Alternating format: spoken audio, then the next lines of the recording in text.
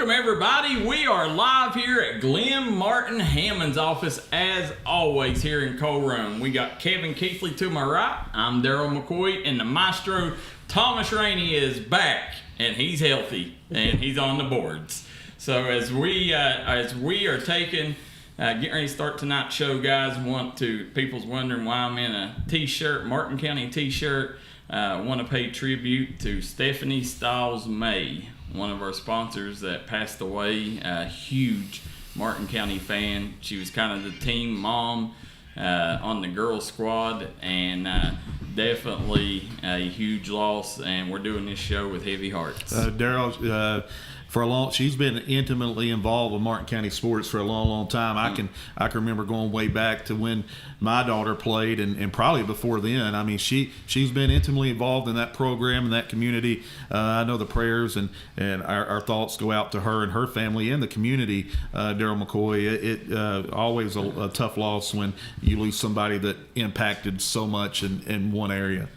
I don't know how them kids in Martin County has handled this year. You know, they've lost a student, lost their principal, lost Stephanie, who was like a team mom, and then last year they lost a lady that was their team mom. So, you know, it's been one thing after another for that community, and just hopefully they get a break soon. You better believe it. And Darryl McCoy, as we're coming on air, my goodness, Wednesday night, leading into Christmas tournaments. I know we got a lot to talk about, but my oh my, just real quick, if you're just tuning in to D&D, because you know this is the number one spot for sporting news, guess what?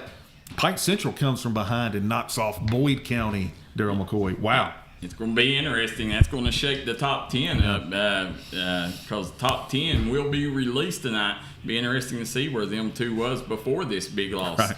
So want to start it as always. University of Kentucky gets the huge win over UNC, 3-point victory. Calipari seems like he's got his swag back and that the Cats are a title contender. The swag, the chip on your shoulder, playing with a sense of urgency, playing with an identity, more importantly. And again, they're not there yet with that identity, but they know what they want to do and they know how they want to play. And UNC, guess what? Yeah, they added a big fella. No, they added two big fellas, and they still, space that floor, getting three balls up, attacking the rim. Darryl McCoy, tough to guard when you're moving the ball and you're spacing the way Kentucky is. Yeah, a lot of people waiting on Big Z think he may be the extra piece, but I don't know that he'll be with the team the entire year. So be interesting to see if they can get him eligible in this next week and a half. Yeah,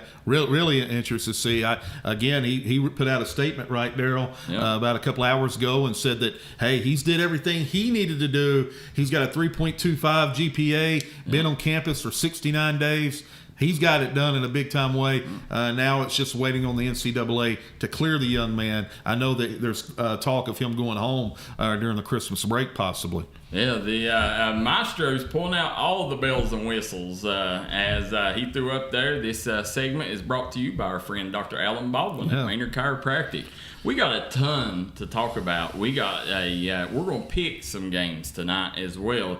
We're going to release the top 10. But one thing that could shake some things up, we had some breaking news. Last night I got word that Gunner Woods is back at Lawrence County. So Lawrence County has a extra piece, and we'll have a point guard. He transfers back in from GRC, where he was originally at Louisa with that really good group, and then he went to GRC, and now he's back here. So immediately eligible, Darryl? Yeah, from what I'm hearing, he will be eligible this season. So be interesting there. Before the show come on, for the people that don't know, you can go to our page now and look at the full list. But West Virginia reclassification come out, and man, did that shake up a lot of things. For the area teams, how does it impact? Well, Mingo Tug stays in. Spring Valley drops. I think they drop a class. I think they'll be in 3A. Then you got Mingo Central staying at 2A, which is huge because now all the big boys left 2A, went up to 3A. and leaves Mingo Central down there. Mingo Central, Scott, I think Wayne is in 2A as well. So, they're going to be left to fend for themselves there. But who really got screwed in this deal? Well, Logan dropped down to 2A, which is great for Logan. But who got screwed was the Chapmanville Tigers, because now they move up to 3A, and they are going to have to face some big dogs, Thomas. The last school, or the first school in 3A, they just barely missed the cut. I saw the list. They just barely missed the cut, Coach. Wow. They're staying in that magic 2A. So, should be interesting for the Tigers. Go ahead. Always a change up. You change Class A, 2A, 3A. Yes, sir. Also, it changes the dynamic, ladies and gentlemen, because you understand that landscape. You understand what you got to do to win. It's a different style of play. Now, all of a sudden, you got to recalibrate. You got to kind of change some things. So, not only it's just you move up and it gets a little tougher, larger schools, larger population, but it's a different style and different philosophy. Absolutely. Big news coming in. Jamison Ison just announced Louisa beat Johnson Central Middle. Oh, wow. 40-37. Huge upset. And listen, we don't have a graphic for it, but momentarily next segment, we will release the middle school rankings, first middle school rankings of the year. So make sure you guys stay tuned for that. And I got it pulled up here. Spring Valley will be 4A. They're moving up to 4A, and that right there, 4A is a new class in West Virginia. It's normally 3 classes. They now have the 4A class. And then looks like Bridgeport, I think Fairmont Senior, all moving up. Herbert Hoover moves up to 3A. Trying to look here, Chapmanville moves up. And then in 2A, we're going to have Scott, Westside, looks like Polka, Mingo Central, Logan, Wyoming East, and that Sherman is the ones in our in our region here. And then in Class A, you're going to have Tug Valley, Tulsa in Class A. And Man and Huntington St. Joe. Yeah, I forgot about Huntington St. Joe. So, and Huntington St. Joe got a huge win over 4A Cabell Midland the other night. And a lot of people thought this was going to be a rebuilding year for Todd Maynard. Not so fast. Big win. Yeah. Big win. Wayne is in 3A. I don't know if you said Wayne too. Yeah. That's Bill Renzi says Pike Central beat Floyd by 1. Yeah, we just heard that, Bill. Really nice meeting Bill. He's a Ashland guy. He's Brandon Jennings' uncle, I think. And that's his, might be his son or grandson, but let us know there, Bill. But met him the other night, come in during the Ashland Chapmanville game. Great guy, always feeds us 16th Region News. Jacoby Qualls says, will Pikeville have to move up now that they have won 3 state titles in a row? He's talking about in football. Yeah, Jacoby, we don't cover a lot of football on this show, but we That's a great question, though. Yeah, I mean, I've heard that. Is that really a rule, though? I don't think that's a rule. I don't know. I know it ain't a rule that you got to move up, because Belfry won 4 in a row. Yeah. And never had to move up, so I know that ain't got nothing to do with it. But I know Pikeville was on that verge for many years. A lot of people still trying to figure out how Pikeville is still in Class A, because whenever they tote them players out, they got an army coming out. They've even surpassed Belfry and Johnson Central in some years in players. Darryl McCoy keeping that attendance just right, year in and year out. Yeah, I'm sure it's tight to get in. It is. As we are at 7:44, guys, we're going to take our first commercial break. When we come back, we're going to go ahead and get middle school out of the way. Come right back and join us as we talk middle school basketball coming up next. For a great selection and a great experience for your next Harley-Davidson, come on down to Mountain State Harley-Davidson here in Del Barton, West Virginia. We have new 2023 models in stock and ready for delivery. Special financing available. Or choose pre-owned with one of the largest inventories in the tri-state area with great low prices. Visit our showroom filled with licensed Harley-Davidson apparel and more. Don't write that check until you check with us, Mountain State Harley-Davidson, 61 Priest Bottom Road, or visit us online at mountainstatehd.com. Looking for a great selection, great prices, and a great experience on your next ATV, motorcycle, or side-by-side? Come check out Keefer's Kawasaki. Our number one goal is to offer you the best power sport experience at a great price. Like this new 23 Kawasaki Teryx 4 for only $17,999. Before you write that check, check with us. And remember, your adventure starts here at Keefer Kawasaki. Route 44 South, Jerry West Highway in Logan, or visit KeefersPowersports.net. Craving a taste of Central America? Head to Sal's Steakhouse. Sizzle your senses with mouthwatering steaks, juicy burgers, savory chicken, and fall-off-the-bone ribs. Sal's Steakhouse, where your taste buds will thank you. Unleash the flavor at Sal's. Taste tradition, taste the difference.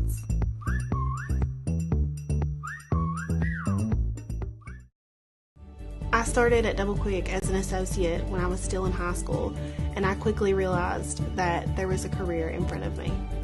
Whenever I was a store manager, I graduated college and I expected to leave about a year after graduation. I knew that this was a place that I could continue to grow, I could continue to be challenged both personally and professionally, and that's the reason that I'm still here today. Start your career today at Double Quick. Apply at doublequick.com and start your career today. I started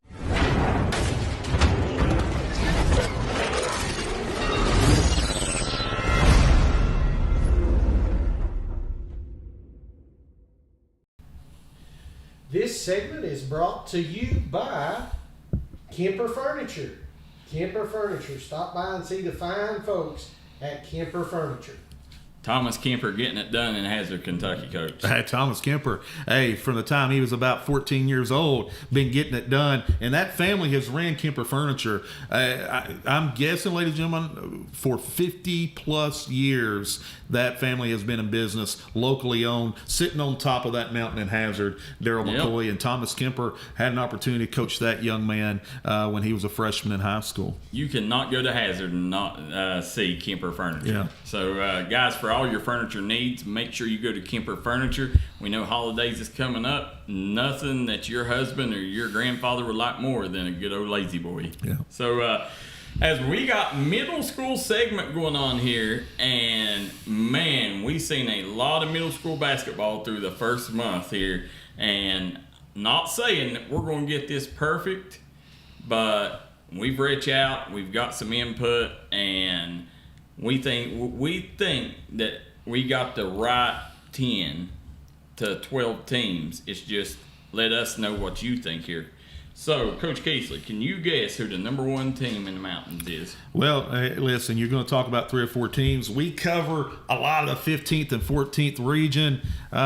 Listen, I got a feeling they're either going to come out of that Floyd County area or that Hazard area.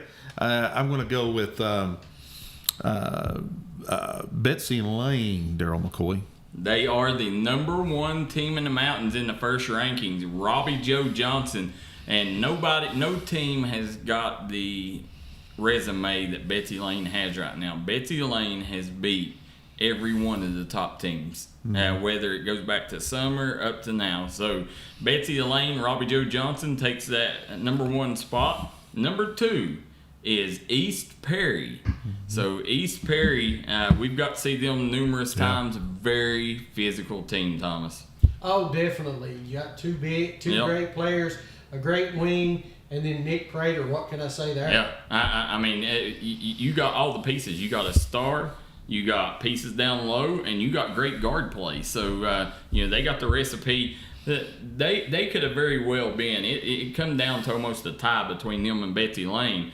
Number 3, we're going to head over to Chapmanville and Ashley Dalton and the Tigers. I tell you, that team, we seen them play the other night against a very good Milton team, and they had that Spence kid that was coming in averaging over 20 a game.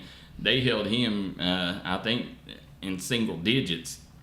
But getting a big win over a team like Milton was huge. And, just going back, Chapmanville has added pieces, and right now it's going to be hard for anybody to beat them. And then number 4, I know this is one, Coach, that Thomas is going to like, May Valley. Yeah. So he's a young Buck fan. Yeah, absolutely. Yeah, Wesley Buck and the May Valley What are they, Tigers? Tigers. Yeah, May Valley Tigers coming in at number 4. Shelby Valley at number 5. Mark Bowling, Harrison Fields and crew, Knox Wallace. That crew has they probably have the most name power on it. Mm-hmm. They got 3 or 4 guys that everybody knows. Then we have Logan coming in at 6. Seth Hayner and his crew, Grayson Sanders, Lucas Lambert, Bentley Williamson. That Logan team, now the top 6, I think any one of them could be, right. Any of them top 6 could be number 1. Mm-hmm. And then once it gets down to 7, we got a kid that we've heard a ton about, Coach, Connor Morgeson and Powell County Pirates coming in at number 7. Number 8, the Hazard Bulldogs. Number 9, the Mullins Tigers. And then number 10 will be the Johnson Central Golden Eagles. And receiving votes, Pikeville, Carr Creek, and Owsley County. Well, go ahead, Thomas. Johnson Central's like the best kept secret. I haven't seen them enough. I know they're good, but I just don't know how good. I know they've got the pieces. I would like to see them playing a couple of those top teams. Louisa got them tonight, but I think they're still got a lot of talent on that Johnson Central team. Oh, yeah, I agree with you 100%. I think that they have one piece that nobody else has got, and, that's the big kid, Brennan. He's a monster. Yeah. He's Ben Wallace Jr. with his hair. And but, when you're sitting here looking at this, Thomas Nairn says that Chapmanville's the best middle school team that he's seen. So he got to see them in that Prestonsburg tournament. And then Mullins or Betsy Lane, Jacoby Qualls said, should have been number 1, and Betsy Lane was. Well, Betsy Lane was. I'll say this, though, and I've had an opportunity to watch Powell County on a live stream.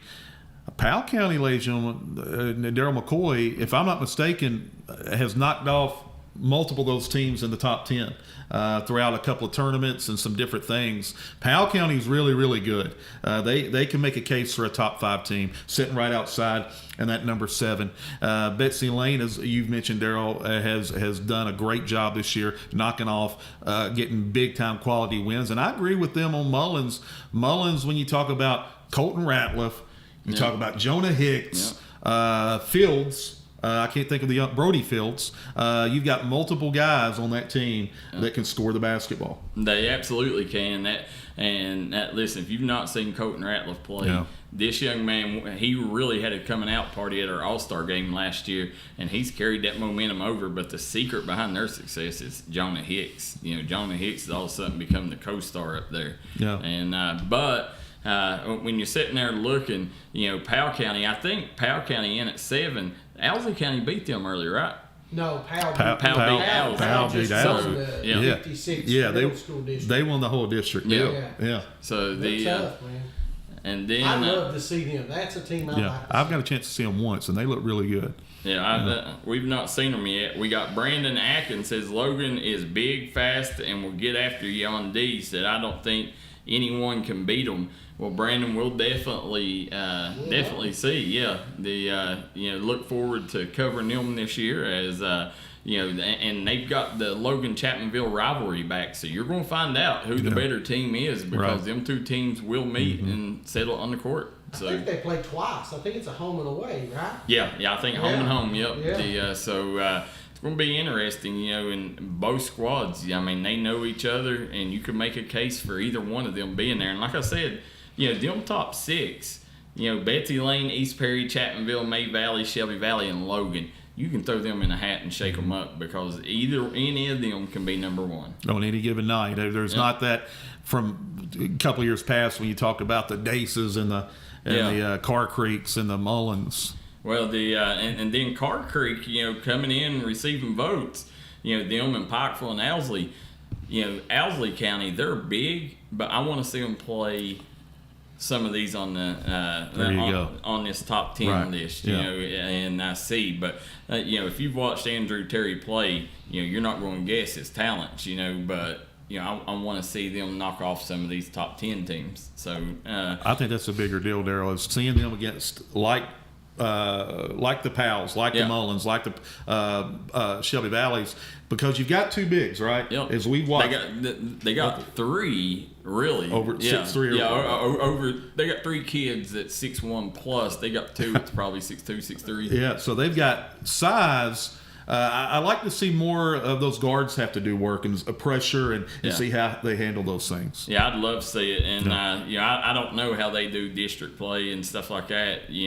So I don't know how their season goes if they're already doing district. So I don't know what that means. Mullins is a very good, also, Thomas Nairn says, they beat JC handily. Said the 16-team middle school panorama there. Michael Tolson says now that Whitesburg is fully healthy, they get their star back, and that they're going to be a wrecking ball to deal with. Robert Wallace says May Valley, East Perry, Valley, Mullins, and Betsy Lane, in his opinion, with the top team from the top teams they played, said Powell is a good team. Said haven't seen Logan or Chapmanville, so we definitely know Robert knows a lot about middle school. Yeah, so. absolutely. And then Jason Hall says JC has two kids that are coming up at high school, or they would be beating Mullins and Shelby Valley. So, yeah, it definitely going to be interesting. Middle school, it's all of a sudden getting its flavor back, and a lot of people are tuned in wanting to see, as them county tournaments come around. And, I would love to see an end of the season tournament. Yeah. I've said it. We need to do it. We need to have the D&D Sports best of the best, whatever you want to call it. King of the Mountain, right? King of the Mountain. There you go. I think that's what we need to do. We need to put that in the works for next year, Darryl McCoy. Well, if we could get everybody, the thing is, West Virginia has some stupid rules over there where they can only play so many games. So it's very tough to get the West Virginia teams involved because they have so much problems adding games. So I don't know how to get it done. It's probably something that you have to do a year in advance and get everybody on the same page. But as we're sitting here, guys, it is almost time for our second break. But before we go out, Thomas, we want to go out on a high. Let's look and see who had the dunks of the week here on D&D.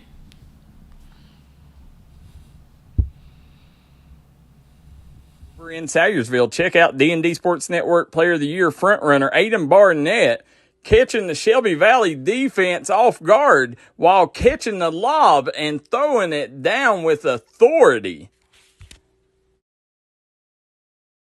The 8th District matchup, Lawrence County versus Prestonsburg. Trap comes at mid-court. Turnover is thrown. Forward Skaggs playing the passing lane and then hammers it home. Don't do them like that, big fella. Tulsa junior Parker Watts averaging 38 points a game through the first three. He puts a little flavor on this one. Check out the windmill. Ooh, if you don't know, now you know. Viva Las Vegas. Brady McKenzie showing off his hops. Martin County travels out west, takes down the number 11 ranked team in Nevada. Woo! Here at Logan Bank and Trust, we are committed to serving the needs of the southern coalfields. So if you need to borrow money, remember, we are just a click away. Here at LB&T, we make online banking easy. We've taken the hassle out of applying for a loan on our new website. It's as simple as going to our lbnt.com website and choosing the loan product that best suits your needs. Your loan on your time. Visit us at lbnt.com. You're only a click away. So if you need to borrow money, remember, we are just a click away. It's easy to apply online at lbnt.com, and all decisions are made locally. Member FDIC, Equal Housing Lender. If you was pushed out of the area because of loss of work in the coal industry, look no longer. Jim Marr is here for you. Jim Marr is now hiring for all positions in the coal field. Stop by their offices in Logan, West Virginia or in Wheeling, West Virginia and apply today.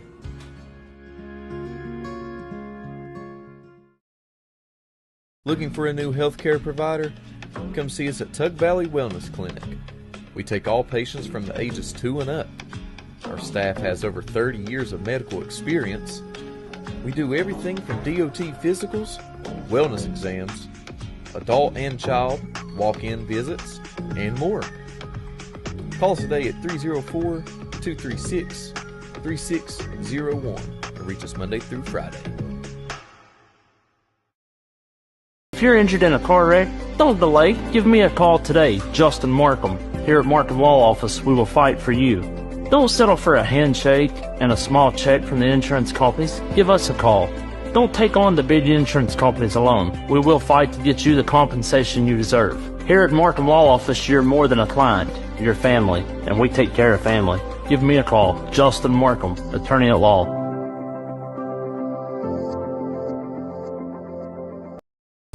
Come on down to Three Guys Pizza and Brew in Williamson, West Virginia. We're located on the corner of Harvey Street and 3rd Avenue. We got great deals on pizzas, sandwiches, and more. You get great service with great pricing. Enjoy your birthday or ball games with us here at Three Guys Pizza and Brew. Look forward to seeing you.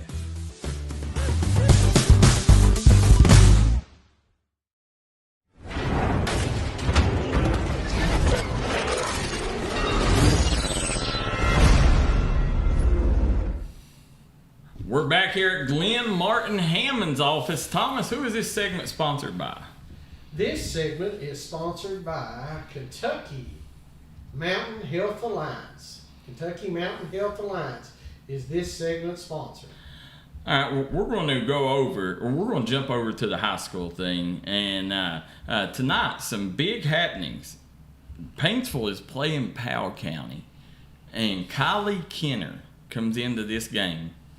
999 points. The fastest to do it besides Whitney Creech ever in our area. Wow. Yep. That's huge. She's 7th, 8th grade year. She racked up, I think she racked up over 900 points in them 2 years, and sets at 999 coming in. So she's going to cross the 1,000-point threshold tonight. Very impressive. If you've ever watched that young lady play, she's Division I in volleyball and basketball. 3,500 points, maybe more possible by the time it's all said and done. Yeah, she's ahead of Kinsley Feltner right now. Yeah, so that's big time. Where Kinsley Feltner was at this time. So it'd be interesting to see if that young lady, where she goes and where she takes this, because you got to think next year. They're going to lose Emmy Priest, so they're going to be dependent on her even more. That's right. So very impressive. And Thomas, with that brings up our Double Quick Players of the Week. Thomas, who do we got? All right, the Double Quick Players of the Week. Oh, I just about showed you a football one. How about that? Here we go. Double Quick Players of the Week. Parker Watts from Tulsa this is funny, Darryl. He averaged 37.5 points per game, and his average dropped. Woo! So 37.5 points per game, 10 rebounds. His team went 2-0. He had 48 against Hurley, Virginia, and only 27 against Van. So he is our Double Quick boys player. Now let's jump over to the girls' side. Did you know that was the graphic? You was right on cue. Miss Kylie Kenner, her team did go 0-2, but she averaged 20.5 points a game, 9 rebounds. Against Leslie County, she had 20-8, and against Martin County, she had 21-10. That is your Double Quick Players of the Week. Yeah, when you sit there and look, both of them players, and it's always tough, when a team goes 0-2 because you always want a team with a winning record. But this week, the girls, they dropped not a lot of big performances this week. So Kylie ended up taking care of business, although her team didn't. But she got the Double Quick Player of the Week. I'm sure she would trade that in for wins any day. But runners-up for them awards was Hannah May. In her last 3 games, she had 19 points, 2 rebounds, 21 points, 3 rebounds, and 18 points and 4 rebounds in the 3 games prior to this. So Hannah May was the runner-up there. And let's see who the boys' runner-up was here. The boys' runner-up was Austin Sloan. JC player. He's a JC freshman, and he had 32 points, 11 rebounds, 5 assists, 3 blocks, and a win over Eastridge.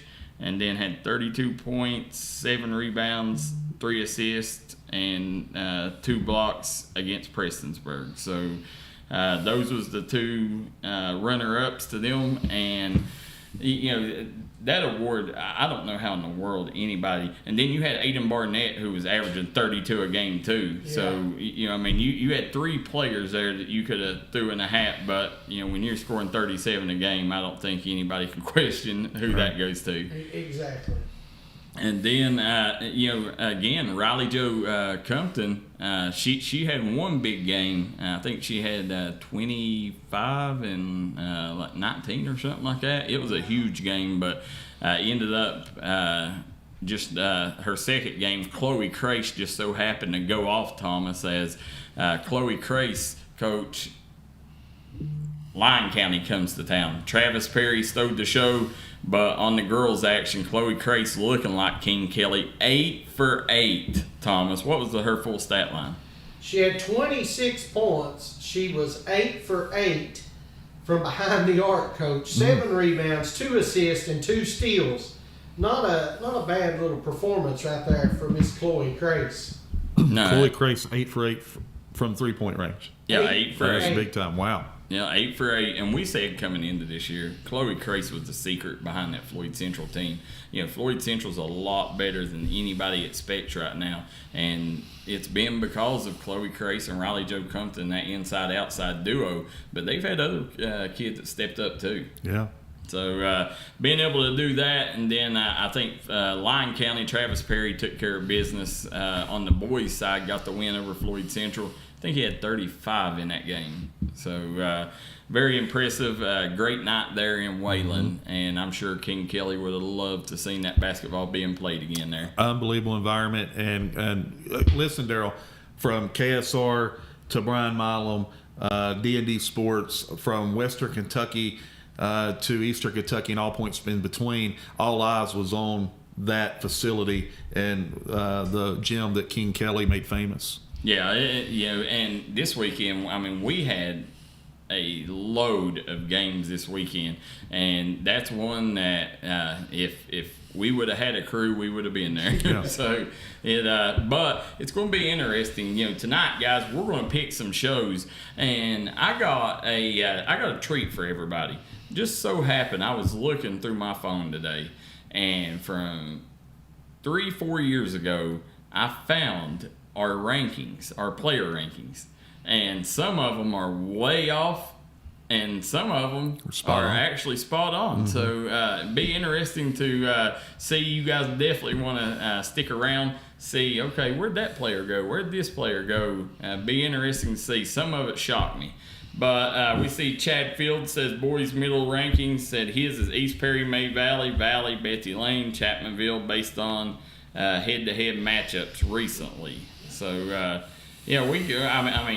like I said, this is the first one. Right. This gives you a base to start from. That's a good point. It gives everybody a place to start, to begin, and gives everybody a kind of a sense of where the area stands. Yeah, and for the folks too, on high school, a lot of people, we're going to do the top 10 next, and I'm sure Thomas always goes ladies first, so we'll do the ladies first. But a team to watch and see where they go is the Martin County Cardinals. Right now, Martin County's out in Vegas, knocked off the number 11 ranked team in Nevada last night. Tonight, they're playing a team from New York. They're actually playing them right now, but that Cardinal team's going to look a lot different because Dre Duff is out. That's what I was going to say. They did that and got that W without Mr. Duff, right? Yeah.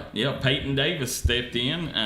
He went 4 for 6 from the 3-point line, had 18 points in the win. And Darryl McCoy, here's the thing, not to get too far off the topic. I watched that game, right? And I know you got a chance to see some of it as well. Without that start by Peyton Davis, because 4 of those threes came within that first quarter and a half.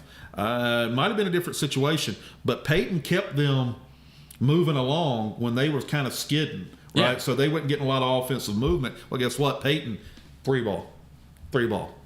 Yeah. So Peyton had a lot to do with that big-time win and his emergence in the absence of Duff. Well, yeah, and obviously they're going to miss Dre Duff. They're going to miss that lightning quick mismatch as But the thing that Peyton Davis does is it gives you an extra shooter. On there. So when teams are focusing on McKenzie and on Hale, you still got Peyton Davis who can knock down shots. And Sturgill's not a bad shooter himself, but Peyton Davis, he gives you that extra threat outside. This could be a blessing because it'll allow Martin County to see we can kind of have two different looks. We can, have a look with Peyton Davis, and then we can have Dre Duff in the lineup when he comes back. And, that way, because normally they play them two together, but, I think Peyton Davis showed that when he comes in for Duff, he can run the show now. And Darryl, I was going to ask you, or I never got the what happened. Duff is out. It's something with his leg, ankle, or something. It's I'm sure Billy Davis or one of the Martin County people will message us soon. I can't remember what they said, but I think it might have been his leg. Said that they said when he comes back he's going to go. They're going to have a look at it, but he is on crutches. Oh, okay. So, but Martin County going 3-0 or looking to go 3-0 if they can win tonight. That's huge. Big time. Huge win. So, and right now, the thing that this weekend you're going to see, this weekend's going to tell a lot because you got a lot of Christmas tournaments. You got one in Prestonsburg and Thomas. Well, it's 8-11 right now. We'll save the pick one for later, but it's going to be interesting to see who comes out of these next 2 weeks. To start the new year as the top team because Pikeville is going to have a chance tonight. They're playing tonight in the PIT, and they're going to have a chance to get themselves back on track. I think tomorrow they play Pike Central. I can't remember who they have. Bath County tonight. They got Bath County tonight. Should take care of business in Bath County. Bath County is riddled with injuries, transfer issues. Not the team they thought they were going to have. So Pikeville should get back on track, should feel good going into tomorrow's game against what? Wait a minute. Pike Central, who knocks off Boyd County. Yeah, I've not spoke to DeMaje today, but I know he was looking to get eligible soon. So you never know. Them things kind of work themselves out sometimes. He could be on the court up there. You never know. I mean, somebody let us know if he's playing or not. But that's when Bath County gets their eligibility issues and when they get healthy. This Bath County team is going to be one that's going to be right there near that top 10. And coached by Jordan Perry's father, Mike Perry. So they'll be facing each other right now, actually, on the sidelines tonight. So we'll see how that turns out. But Darryl's right. Once Bath County gets those things figured out, they'll be a top 4 or 5 team in that 16th region. Yeah, they still got everybody tuning in, guys. Questions, comments, make sure you get them to us so we can answer them throughout. We are an interactive broadcast.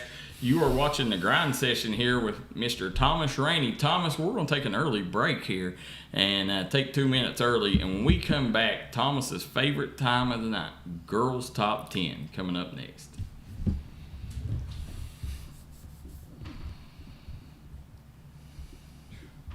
It's killing me. I can't.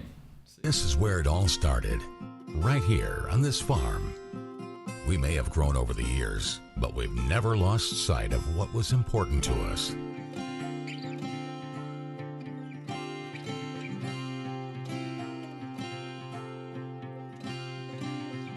We're continuing that tradition today, and we always will be, for generations to come.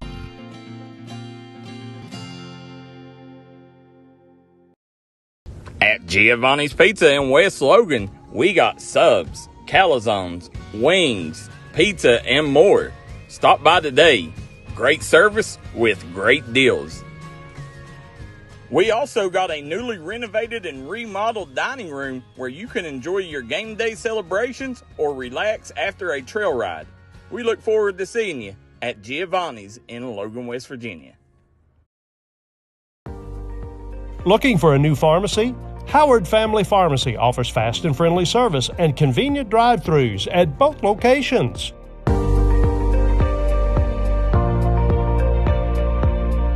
If you're looking for a friendly and fun atmosphere to enjoy your daily cuisine, come to Cheech's Pizza in Lenore, West Virginia. Cheech's Pizza has world-renowned cheese sticks, delicious pizza, and the best subs in the pizza and pasta game. Don't forget to take advantage of our milkshake shop located inside. Bring your family down to meet ours. We are the place that treats you like family from the second you pull in the parking lot. We look forward to seeing you here at Cheech's Pizza. Kentucky Farm Bureau agents wear a lot of hats. They're coaches, volunteers, church members, neighbors, someone who's there when you need them, especially when you need them most. That may be a lot of hats, but they're all the perfect fit. Kentucky Farm Bureau, big on commitment.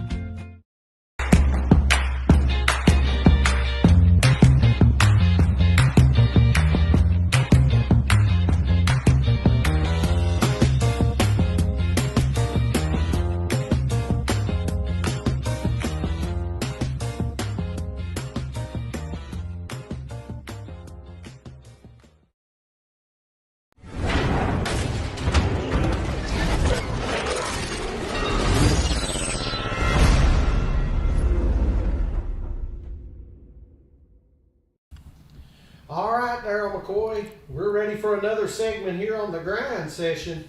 This segment is brought to you by Logan Bank and Trust. Logan Bank and Trust, this segment sponsor. Thomas, right now they're doing a great job. If you need a loan, business loan, personal loan, Logan Bank and Trust will make it easy to get, and they'll help you through the whole process. Logan Bank and Trust, put Logan Bank and Trust, your money in their hands. So as we're getting started here, we got some comments coming in here. Lewis Rattler says, Pikeville up 49-21 over Bath County at the half. I guess that probably answers the DeMaje question. Corey Brown says, how do you get Chapmanville over Logan? Who has Chapmanville played? They look who Logan has played. Why you think Chapmanville didn't want to play Logan? I don't know. I've seen both sides of that argument. I think that there was times that both teams didn't want to play each other. Mm-hmm. Right. But it will be settled this year. And you're going to find out on the court who's better. And I tell you, you can make a case for that Logan team. Yeah.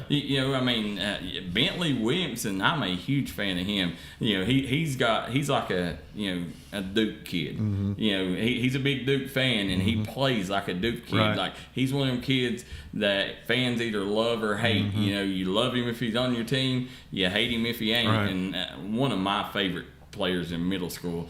And then of course Grayson Sanders, he's been a huge help to D&D. If we go to a place, Grayson's there helping carry our equipment in. So great kid there. But it's going to be interesting. Listen, West Virginia's 3 games into the season? Mm-hmm. So who has either team played yet? And I don't know. Let us know, Corey, who Logan has played, because I don't know their schedule. Let us know. I do know Chapmanville played Milton, who had one of the top players in that class. Well, I'll say this. You can find out here on D&D when they play each other twice now. Yeah, there you go. Yeah. At Chapmanville and at Logan. Yep. We'll be there covering all the action. Absolutely, 100%. Billy Davis said, Duff hurt his leg in Chapmanville, got a brace on it. Said, hoping to be back quick. And then Chad Field says, Corey Brown, middle school or high school? He's talking about middle school. Scotty Dingus is tuning in as Chad Field says, Corey Brown, haven't seen Logan. Who has Chapmanville beaten? Who have they played yet? Like I said, they're behind. Kentucky's probably played 20 games to this point. So you know a little more of who everybody is in Kentucky. Mm-hmm. But we was over there last night in the Chapmanville-Logan game, and you talking about a crazy atmosphere. That was insane. the amount of people that was in there. It was the most packed I've seen the Logan Fieldhouse since the David Early, Peter No year. I think that was David Early, maybe freshman year. So it was unbelievable. In both games, JV and varsity went to overtime. Hey, and listen, evident by viewership numbers, not only was it hanging from the rafters, but you're talking about 8, 9, 10,000 people tuning in to the D&D Sports Network to check it out. And we had, the interesting thing is, two of our D&D Mountain Elite players, Joey Gollihue and Matt Hatfield. So either way, we was coming out on top. Either way. You was winning. Yeah. But Joey Gollihue, he has really stepped his game up, guys, in these last two against Ashland in the second half. You seen he was like, okay, I'm getting used to this. And then last night he come out in the second half, really put on a show. But Zion Blevins was the Tug Valley Wellness Clinic player of the game with 37 points. But I tell you, this Logan team, don't fool yourself. This is a state title team. That they can win the state title. Listen, Darryl McCoy, you always talked about these West Virginia teams and these rivalries. I hadn't bought in. I'll be honest. I was like, okay, really? Coach, I sat at home and watched this. That was crazy. Right. Let me tell you what. That was a crazy atmosphere. Place was packed and 2 unbelievable games. Just amazing. I mean, what else do you want on a Tuesday night? You know, and the interesting, that Logan team, they took Chapmanville to the wire. Julius Clancy didn't play almost the entire first half because of foul trouble. Wow. So he sat a quarter and a half in the first half and then didn't play a lot in the second half. Now, Ivan Miller come in and made some big-time plays for the Wildcats and really kept them in it, gave them some size, too. I'm sure that Coach Hoopy Wimpson looked at, with Ivan Miller in the roster and was like, maybe that's something we need to try a little more often. Well, my question for you, and that was my question during the summer about this Logan team. Okay, you got a chance to see them up close in person. My worry was depth for Logan. How did that play out? I think they go. They got a very solid 6. Yeah.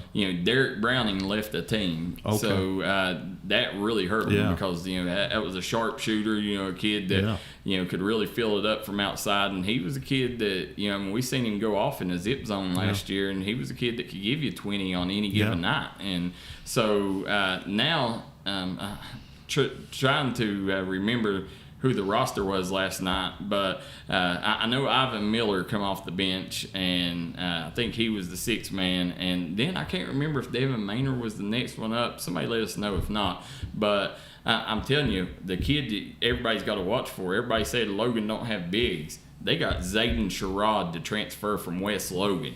If you've not seen this young man, he posted a double-double last night, and he really controlled and held things together for Logan just about the entire game. So absolutely.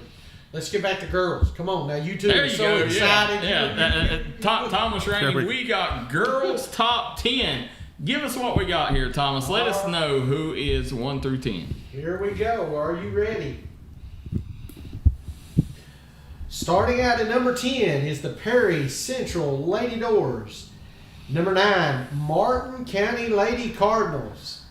Coming back is at number 8 is that Mingo Central Lady Miners. Spring Valley hopping in at number 7. Johnson Central back is at number 6. Russell at number 5. Boyd County coming in at number 4. Ashland at 3. Pikeville, see, I missed last week. I don't know if they moved up to number 2 or they was 2 last week. They moved up. Okay, up to number 2 and still sitting atop the D&D Sports Mountain Girls Top 10, Wayne. And others receiving votes is Letcher Central, Paintsville, Lawrence County, Chapmanville, Knott Central, Logan, Leslie, and Hazard.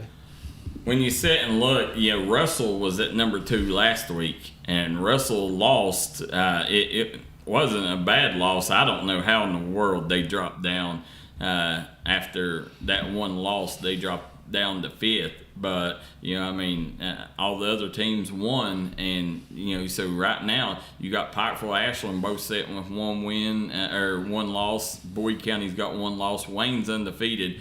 Russell's got 1 loss, and then you had Johnson Central that jumped Spring Valley. They're still undefeated right now. I'm buying Thomas on Johnson Central, bro. Yeah, I really like this Johnson Central team, Darryl McCoy. After getting to see them play and how they compete and the pieces they have, that team is as good as anybody. Well, maybe just a tad outside Pikeville and the 15th region. Johnson Central's the real deal, ladies and gentlemen. Yeah, and the one real quick, it come to my mind a while ago, and we're going to talk about it a little later, but tell you how important McCormick Gilderton is to that Logan team. Yeah. That kid is unreal defender. Yeah. So when you take and look, I guess Mingo Central jumped Martin County. That one, I still look. I want to see what Mingo Central does against Wyoming East. And do they play them tomorrow? I don't know. That's what I'm looking. You go ahead. If so, Wyoming East is one of the top teams in West Virginia, so you'll find out what Mingo is. Yeah, and Martin knocked off Paintsville earlier in the week, right? Yeah, beat them by 1. About 1 point. So that was a huge resume building for your say, listen, am I top 10? Am I top 5? Can I keep moving up? For Martin County to get that big W against a really good Paintsville team, hats off to Coach Newsom and that group of players, because that was a huge win. Yeah, and like I said, they ended up having to cancel one of their games because of the loss of Stephanie Stiles-May. So they didn't play this last game this week. But, Robin Newsom, you always know what you're going to get from her. Yeah. Her teams are always solid. They're fundamental. And, they're always going to be right there in that 5 to 10 range with a chance to knock off any of the top teams. Yeah, and one group, one team that you, in receiving votes, that I had a chance to watch probably 30 minutes of their practice and had a chance to watch a little bit of their, we were there, Darryl McCoy, after the Leslie-Betsy Lane game. Leslie County is a team that's going to contend top 3, top 4 team in that 14th region. I agree. They got good size, and they've knocked off I forgot who it was that they beat the other day. They beat a solid team, and I'll try to find that for you in a little bit. But the team that really has shocked me how good they are is Perry Central. This McLareness girl. That girl can play. Yeah. And I want to see Perry Central in person, but them jumping up to number 10, it don't surprise me, because I've been sitting there watching, and it seems like every game they continue to surprise you and knock off teams that you may not think they should. Yeah, I agree. That 14th region, that you've got 4, 5, 6 teams you could, as you mentioned, in junior high, you could really just toss up and say, wait, on a given night, they could be number 1 or they could be number 5. It just depends on who's playing well and where they're playing. I can't figure out on the Mingo Central, Darryl. They were scheduled to play on the 19th. Both of those games got canceled, boys and girls. But it looks like Wyoming East has a game the 21st. So I don't know. I'll have to find out. I just remember that somebody said there's a doubleheader tomorrow. So. There is a doubleheader. Yeah, I know that for a fact. And it is a boy-girl doubleheader, but I don't know if it's Wyoming East. Yeah. But if it is, wow. You'll know how good they are then. Yeah, you definitely will. The Wyoming East, we watched them last weekend knock off Chapmanville in impressive fashion. But, and then when you're sitting there, one of the teams that you got to pay attention to that, it shocked me that they didn't get any votes was Floyd Central. Yeah. Because Floyd Central's one that they're getting better. They've knocked off a couple of good teams. That's a team that I think is going to be right there around the top of that, or around that 10 to 7 all season. I was going to say that, Darryl. 58 dish at Floyd Central. What about Betsy Lane? 7-2 on the season. Did they not knock off Floyd Central? Yes. They beat Floyd Central. Yeah. So big win by those guys, those young ladies. They beat Pike Central too. I think. And then they won a close one against Pike Central. Yeah. So that's a huge win. So Betsy Lane 7-2, Floyd Central getting it done. Prestonsburg 6-2. They're on the road to Wolfe County right now. I know they're missing 2 players. So that 58th district has 2, 3, 4 teams. Oh, at Lawrence County, you already know. Yeah, the Lawrence County. I mean, they're for real. And then you got Letcher Central. You know, they've been on a slide here lately. They've dropped a couple here the last in this past week. So that's what caused them to drop out. Perry Central took their spot, but you know when you're sitting at Pikeville is in New York right now. Yeah, got a big win. No, they lost their first opening game. Yeah, but when you sit there and look, though, I mean.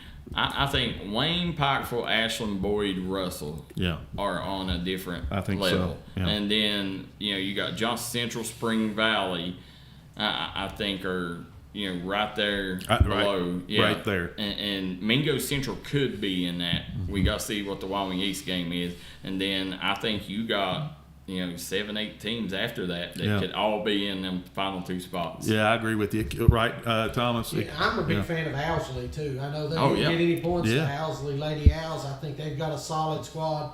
So I think that they are in that tier 3. I'm glad you mentioned them. Mm-hmm. Yeah, because they got that. Is it Addison Terry? Yeah. Yeah, Addison Terry, who has been putting up some monster numbers lately. Mm-hmm. And they've got a big, too, that just rebounds the ball so well. Yeah. Right. So look forward to watching them. I know Thomas got to speak to their coach there a couple weeks ago in an interview. So, you know, I look forward to seeing if Owsley County ends up, you know, if they can get some quality wins and get up here on this list. Yeah.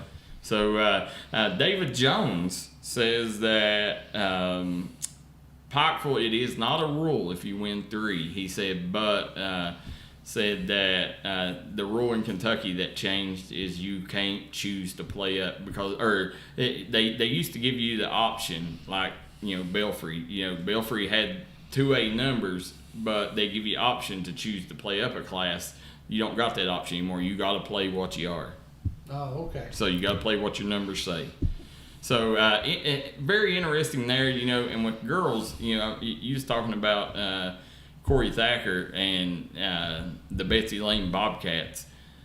I think Betsy Lane is a team that you're going to see, you know, as long as they don't drop a game, I think they're starting to get some momentum. Yeah. You know, remember that this right here was out. Right. This come out on Monday. Yeah. So, you know, when we didn't get to see the Pike Central win. So, you know, I think that right now what they're doing there with Jaden Pente, Haley Dameron, and then the Martin, you know, and it was interesting how Corey Thacker chose to play that game.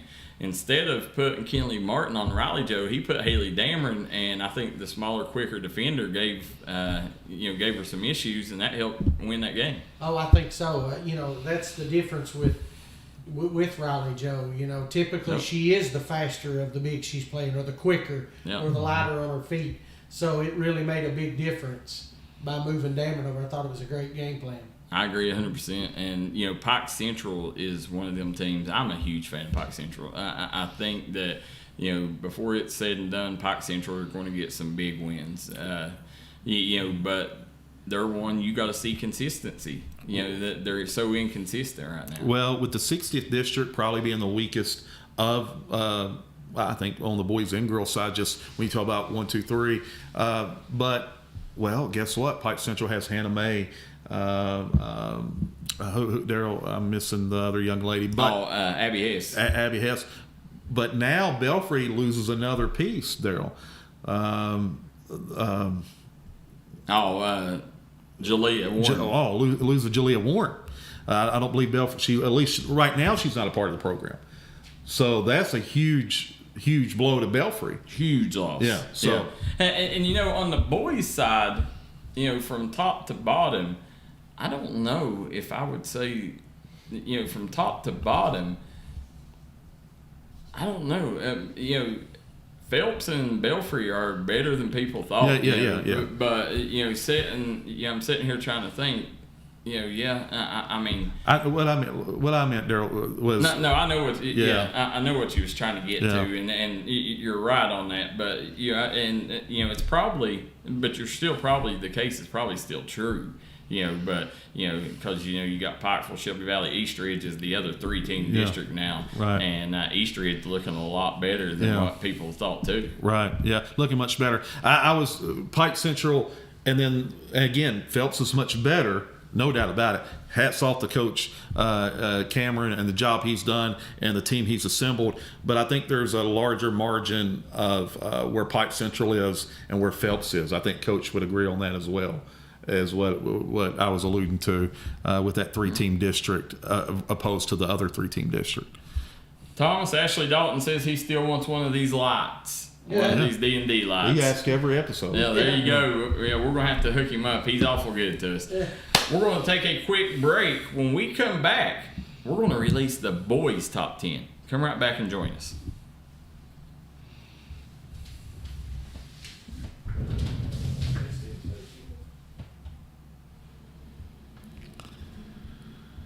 Here at Appalachian Medical, our team has extensive experience in dealing with respiratory disease. That's why we specialize in respiratory products and disease management. We want to bring our knowledge and know-how to help patients live a healthier life. Appalachian Medical was developed by clinical professionals. We have more than 30 years of combined experience in respiratory disease management, case management, critical care, and more. Our respiratory therapists are skilled and compassionate. With offices in Kentucky, West Virginia, Indiana, Ohio, and Pennsylvania, let us be the ones you trust with your medical health care. This is Bruce Walters from Bruce Walters Kia. By now you know Kia is a great vehicle, and you know they come with a 10-year, 100,000-mile warranty.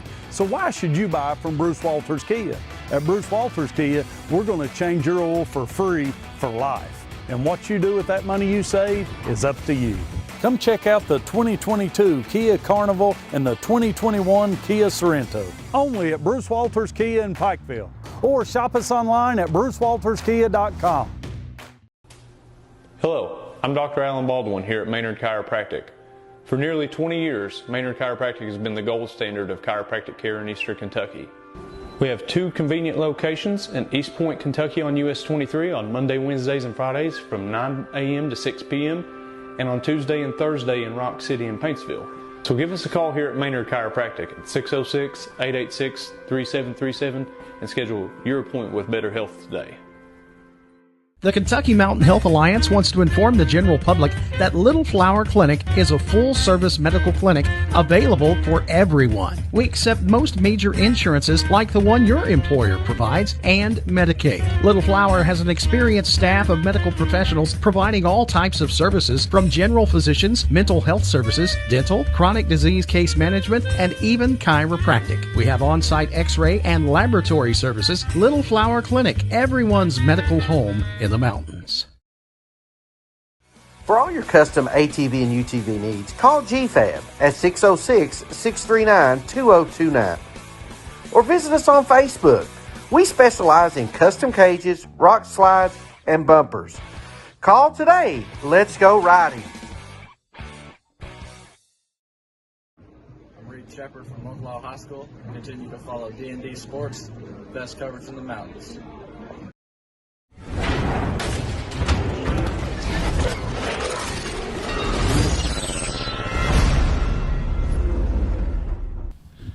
Back here in Coal Run at Glenn Martin Hammond's office, we got Kevin Keathley to my right. The maestro Thomas Rainey's back in the house, and I'm Darryl McCoy as we are sitting here.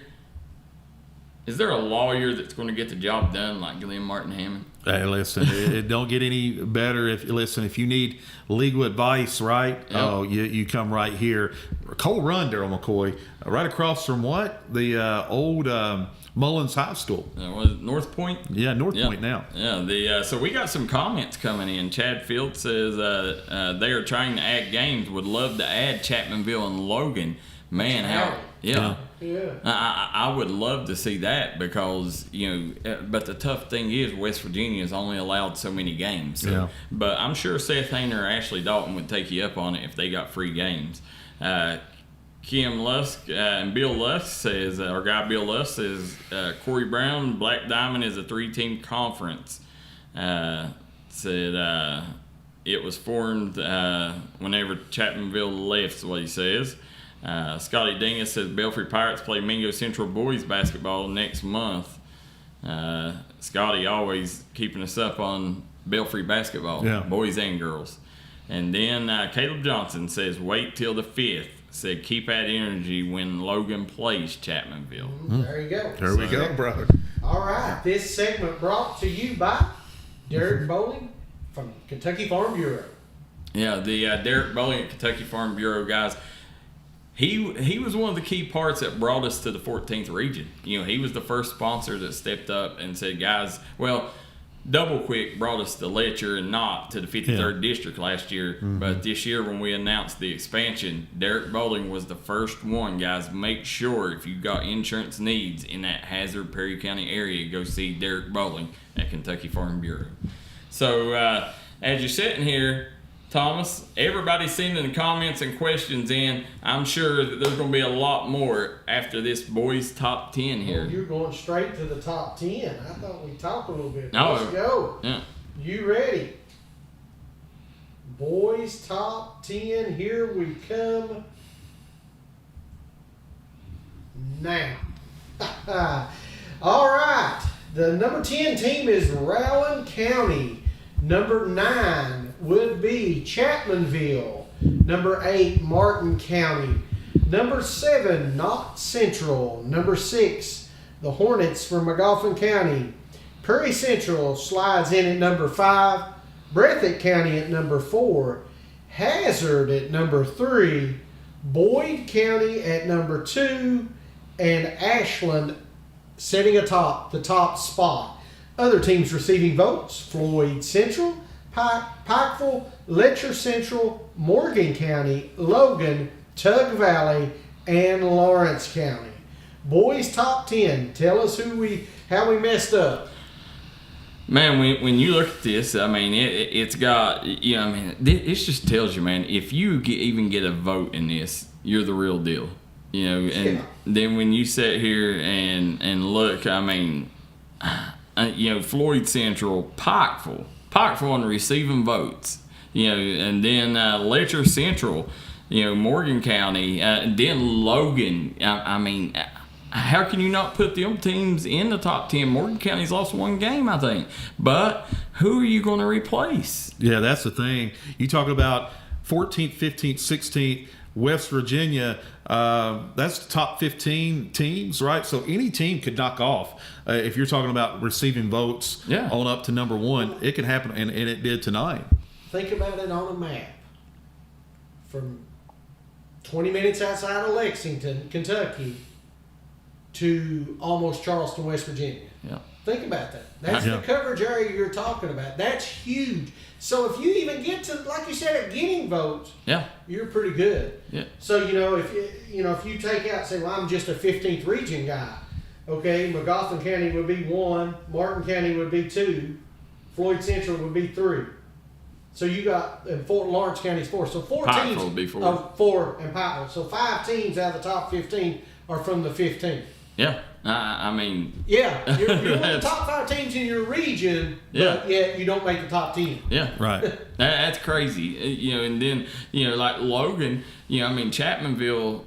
Now, don't get me wrong. Ashland dominated them for the most of the part of the game. Was up 24 in the third quarter, and then Chapmanville come back, cut the lead to 7 at one time. But you know, I mean, when you take a look from top to bottom, do I think Logan could beat Ashland on a given night? Yeah. I mean, you know, we seen Boyd County go down today. Pike Central, did Pike Central even... They didn't get a vote. Yeah, Pike Central didn't even get a vote this week. Right. You know, which, you know, they went into tonight's game. I think they was 1-5, 1-4. So, I mean, I could see, you know, they wasn't playing great basketball. Everybody knows that Pike Central has the potential to be a top 5 team. Right. But they wasn't reaching their potential. Well, tonight they got that huge win over Boyd County. Now, I disagree, Darryl. Pike Central played McGoffin tough at McGoffin and lost by 2. Oh, well, that was their only other game that they played well. Okay. Yeah, but because we seen them. Who was that they played at DJ Begley? They played at DJ Begley. Pike Central played. Was it Breathitt or not? It was Not. Yeah. Yeah, they played Knott Central, and Knott Central pretty much handled them. you know. And they're no cupcake. They're ranked number 7. Yeah, so that's what I'm saying. I mean, Pike Central, and when you look at the schedules, like Pikeville was 1-2 or 1-3, and Pikeville has when the teams that they lost to, there was no shame there in them losses. I mean, I know they Russell was their win. And I can't remember who they're Knott Central. Yeah. They lost to. We was there for that one. And they got handled easily by Ashland. Yeah. Remember that one? Yeah. So I mean, that right there shows you. I mean, then they go tonight beat a solid Bath County team. Again, it's this deal right here. It's not exactly who I may think is the top 5, right? Or who Thomas Rainey or Darryl McCoy.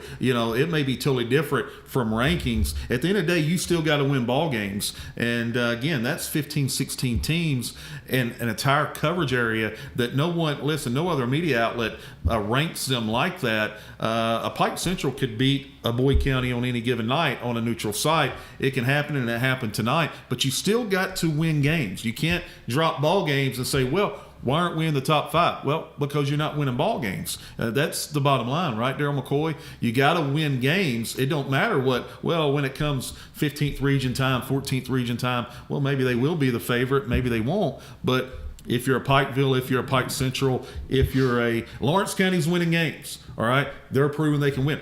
Prestonsburg, they received votes a couple of weeks ago. They almost had an opportunity to beat a big time team, couldn't get it done at the end. You got to win those games to get in those rankings, and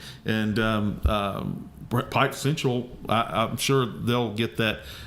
Speaking on them, I agree with Jaden Stewart. He said, "I wish people would notice we got a tough schedule." No cupcake teams over here. Pull up Pike Central's schedule, because I did see whenever I sent my vote in that Pike Central did play a very tough schedule, but it's still. And let me just say this, Morgan County was up 30 plus on Pike Central. You got to take those games in consideration as well when you go into rankings.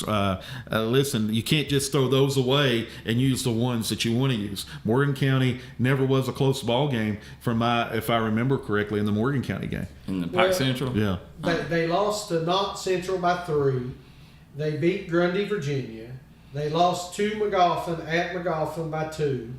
They played to within 13 of GRC. Yeah. But I guess, Coach, that's the biggest loss, was the one to Morgan County the next night. Yeah.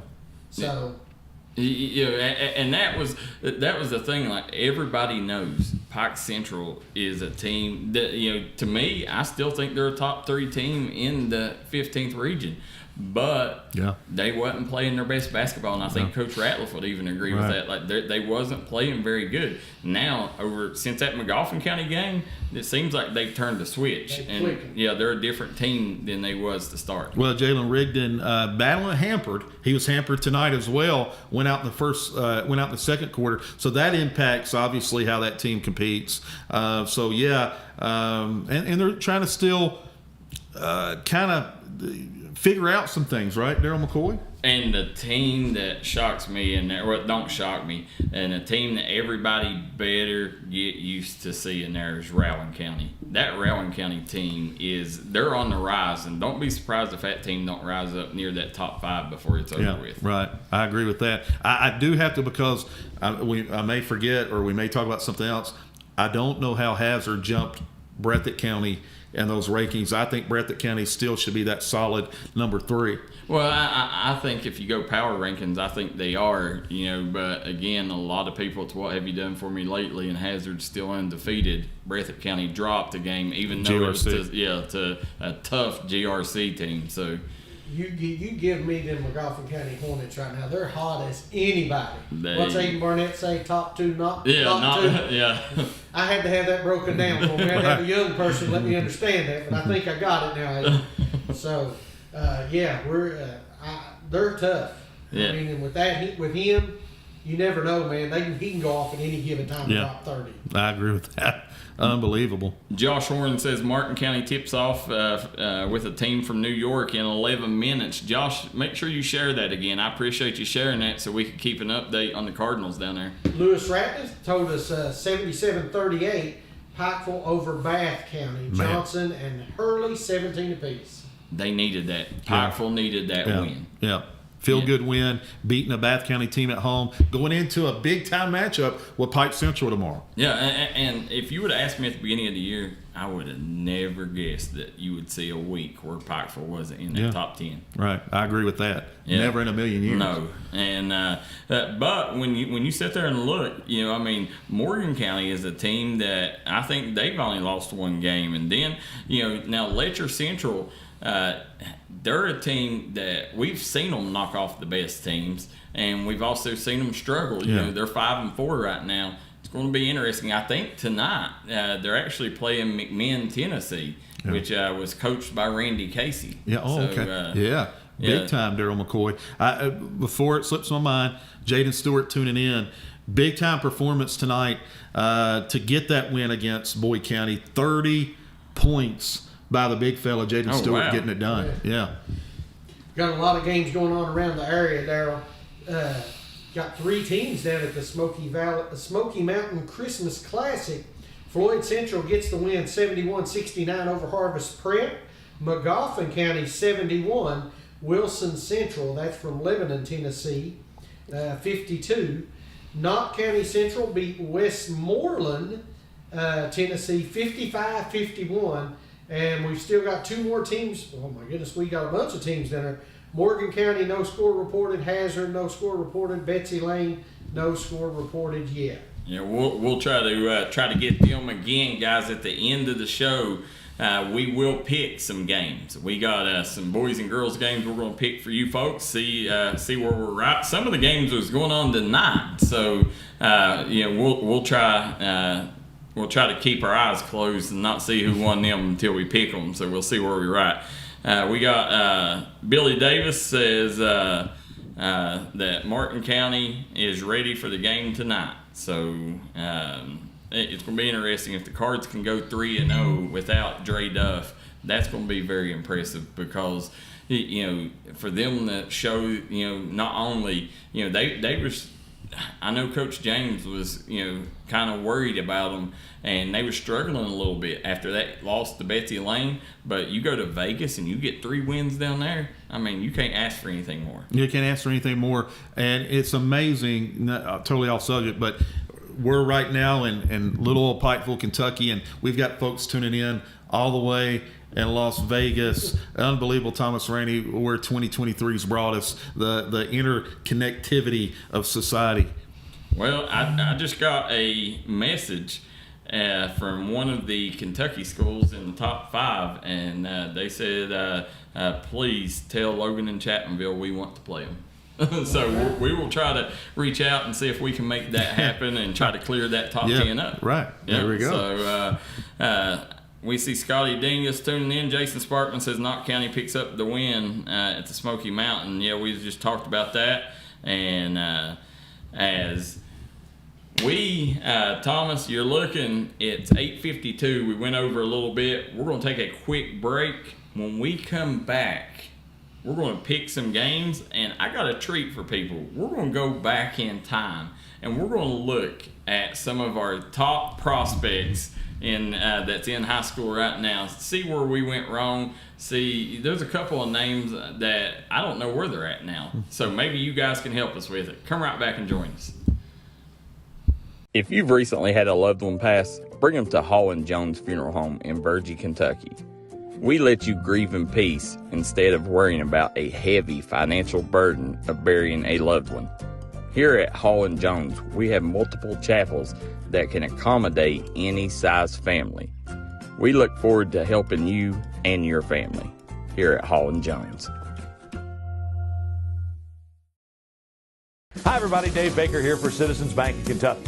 Do you want to love your car even more? How about putting extra cash in your pocket each month by refinancing with new low rates at CBK?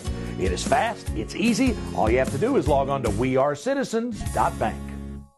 Come on down to Valley Pharmacy, where the staff treats you like family from the second you walk through the door. Valley Pharmacy will take care of all your pharmaceutical needs. Valley Pharmacy wants to wish the Shelby Valley Wildcats the best of luck in tonight's action. MGC Supply is your complete source for drainage and erosion control products. MGC Supply also sells services and installs Cummins generators. MGC Supply sells and delivers limestone gravel for businesses and homeowners. MGC Supply is your solution supplier and is proud to sponsor all the teams in Eastern Kentucky. 2590 U.S. Highway 23 South Pottville, Kentucky, 41501. Give them a call today at 606-433-0077. Or you can call them at 606-794-6765. Smoking Hot Vape Shop in Inez, Kentucky carries a wide selection of disposable vapes, juice, mods, batteries, and accessories, as well as a great selection of Delta products. Smoking Hot guarantees authenticity of products and allows you to try before you buy on disposable products using a sanitary test tip. Open 7 days a week. Stop in and check them out. Find them on Facebook or visit their website, SmokingHotKY.com, for complete hours. Stop by and see your friends at the end of Route 3.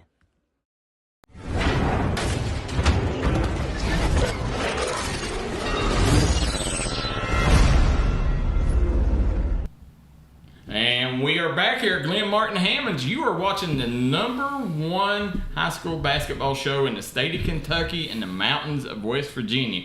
Kevin Keathley to my right. I'm Darryl McCoy. And the maestro Thomas Rainey is on the boards, back from his sickness, Coach. Yeah, absolutely. All right, this segment brought to you by Citizens Bank of Kentucky. Citizens Bank of Kentucky, guys. They have changed our life, made it a lot easier, Thomas. You can go to the ATM at Citizens Bank and deposit money. Makes it so much to easier. The ATM. Yes, it does, especially when you're working late hours. You can deposit checks, money, whatever through there. Yeah, it makes it a lot easier. I deal with a couple different banks. Yeah. Not everybody's that convenient. No, that's what I'm saying. I mean, the two best banks in the coal fields, Citizens Bank of Kentucky and Logan Bank and Trust. So, we talked about that Logan Chapmanville game a while ago, and the two kids that I didn't mention that I think are starting to play huge parts for their team is Drew Berry, who stepped in a starting role when Sam Miller went out. He stepped in, gave them a bigger guy that can really knock down some threes, help with the rebounding side of things. But surprise of the night for me. I knew what Matt Hatfield was because he was our point guard on our AAU team. But McCormick Ilderton, Peyton Ilderton's little brother, Logan's got the luxury of where, they basically got 2-3 point guards. Right. That they like to get out and run. I mean, they're bringing back the running Wildcats, but McCormick Ilderton, he's going to be one of them kids that's a finalist for that Lathan Hall Award too. I mean, this kid can flat get down and defend. And, the thing that I liked is, even when you tried pressuring him, he didn't make mistakes. I mean, this kid had a monster ball game for the Wildcats last night. Well, listen, somebody's always going to rise to the occasion or separate themselves. Usually happens during the season. Or somebody shows up that you didn't know that was going to show up. Looks like you found that guy, Darryl McCoy. Yeah. He's, that McCormick Ilderton. Everybody knows Matt Hatfield. They know Julius Clancy. Those are two star powers. A lot of people don't know Zayden Sherrod because he transferred over from West Logan. Yeah. But if Logan's going to win a state title, the secret to their success is McCormick Ilderton. I mean, because he's the kid that does the stuff that nobody else wants to do. Right. I mean, you got all the star power you want there with the other kids, but McCormick Ilderton, he's kind of the cog that makes that team go. Yeah. So, very interesting there. Bill Renzi says until Bath County gets their transfers, they are 10th in the 16th region at best. So, wow. I would agree with that. Yeah. I think right now a lot's dependent on the KHSAA and whether DeMaje Clark and that other kid gets eligible. Yeah, that's going to be the difference maker. If DeMaje gets eligible, you've got one of the quickest, one of the most potent PGs in terms of getting to the rack and getting to the paint. I agree 100%. Now, Y'all ready to travel back in time a little bit? Yeah, let's go. Let's travel back in time, and I don't know if I do it in order here, but I thought you had me a graphic. No, I ain't got the graphics. I just noticed it while we were sitting here, or at the beginning of the show. I noticed I found them when I was trying to do another graphic, but this was back, I think, 3 or 4 years ago when we done the class rankings. Yeah. 2026 top 10. Yeah. All right, Coach. How many? Let's see how many you can name in that class real quick. See if you can get 5 of them. Give me the year, or do you have the exact year? 2026. No. What year did we release those? Which year? This would have been 2026 7th grade year. So the 2027 was in 6th grade. Yeah. Okay. So that's the sophomores this year. Yeah. Sophomores. So, Carter Parsons. Yep. He was sitting at number 1, I believe. Yeah, you got it. That year he was number 1. Jackson King.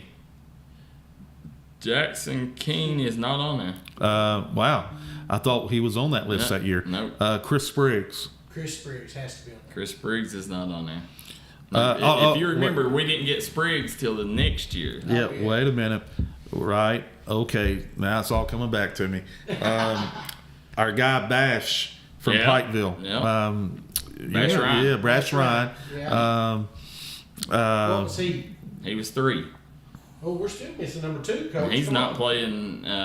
He's not playing. But he's baseball, right? Yeah, he's a baseball kid. He's not playing basketball anymore. Bash ain't. So give us a school. And number 2, I don't know if you guys will get, because he made a transfer in recent years. Wow. He goes by the nickname the Chef. I don't know. Chef Braden Ferris. Yes, Braden Ferris. Yes. And y'all got any more? I'm at a loss right now. Okay. I know we had a couple from Pikeville though. Well, you had Bash Ryan at 3, Will Rowe at 4, Lincoln Taylor at 5, who no longer plays basketball. He's Shelby Valley. Gunnar Woods, who's back at Lawrence County, was at 6. Chase Varney at 7. Ivan Miller, the big fella from Logan, at 8. Keaton Brown at 9. Downtown Keaton Brown. Yep. Does he even play basketball anymore? Nope. And then Brett Sturgill, and I don't know who. I can't remember who Brett Sturgill played for. Yeah, who he played for. I thought it was Dorton at the time, right? Was it? He might. Yeah, it sounds like Sturgill's. Yeah. So could be. Now let's see. These here ain't in. Well, let me see if I can find the 2026 girls. Here they are. 2026 sophomore girls, and I know you're not going to get these, so I'll tell you. Okay. You think you can name some? No, that'd be sophomores. Yeah. I don't know. Yeah, so Kylie Alvin at 1, Yeah. Shyla Kidd at 2, Yeah. Nicole Lynn at 3, Yeah. Kenley Martin at 4, Olivia Stanley at 5, Sophie Robinson at 6, Kayla Thornsberry at 7, Cadence Perkins at 8, Jaden Pente at 9, and Brooke Markham at 10. Well, we was right on it, wasn't we? And now Kylie Alvin, I believe, is reclassified. She's no longer a sophomore, right? No, she's a freshman. She's a freshman. So there's a few of these that reclassify. Yeah. So then, like for instance, the 2023 class, the prospects, or last year's class. So Aiden Barnett and Ronnie Salmons reclassified, and they're 2023 kids now. Mm-hmm. Where back then they was 22. Yeah. Or the 2024 now they was 23 back then.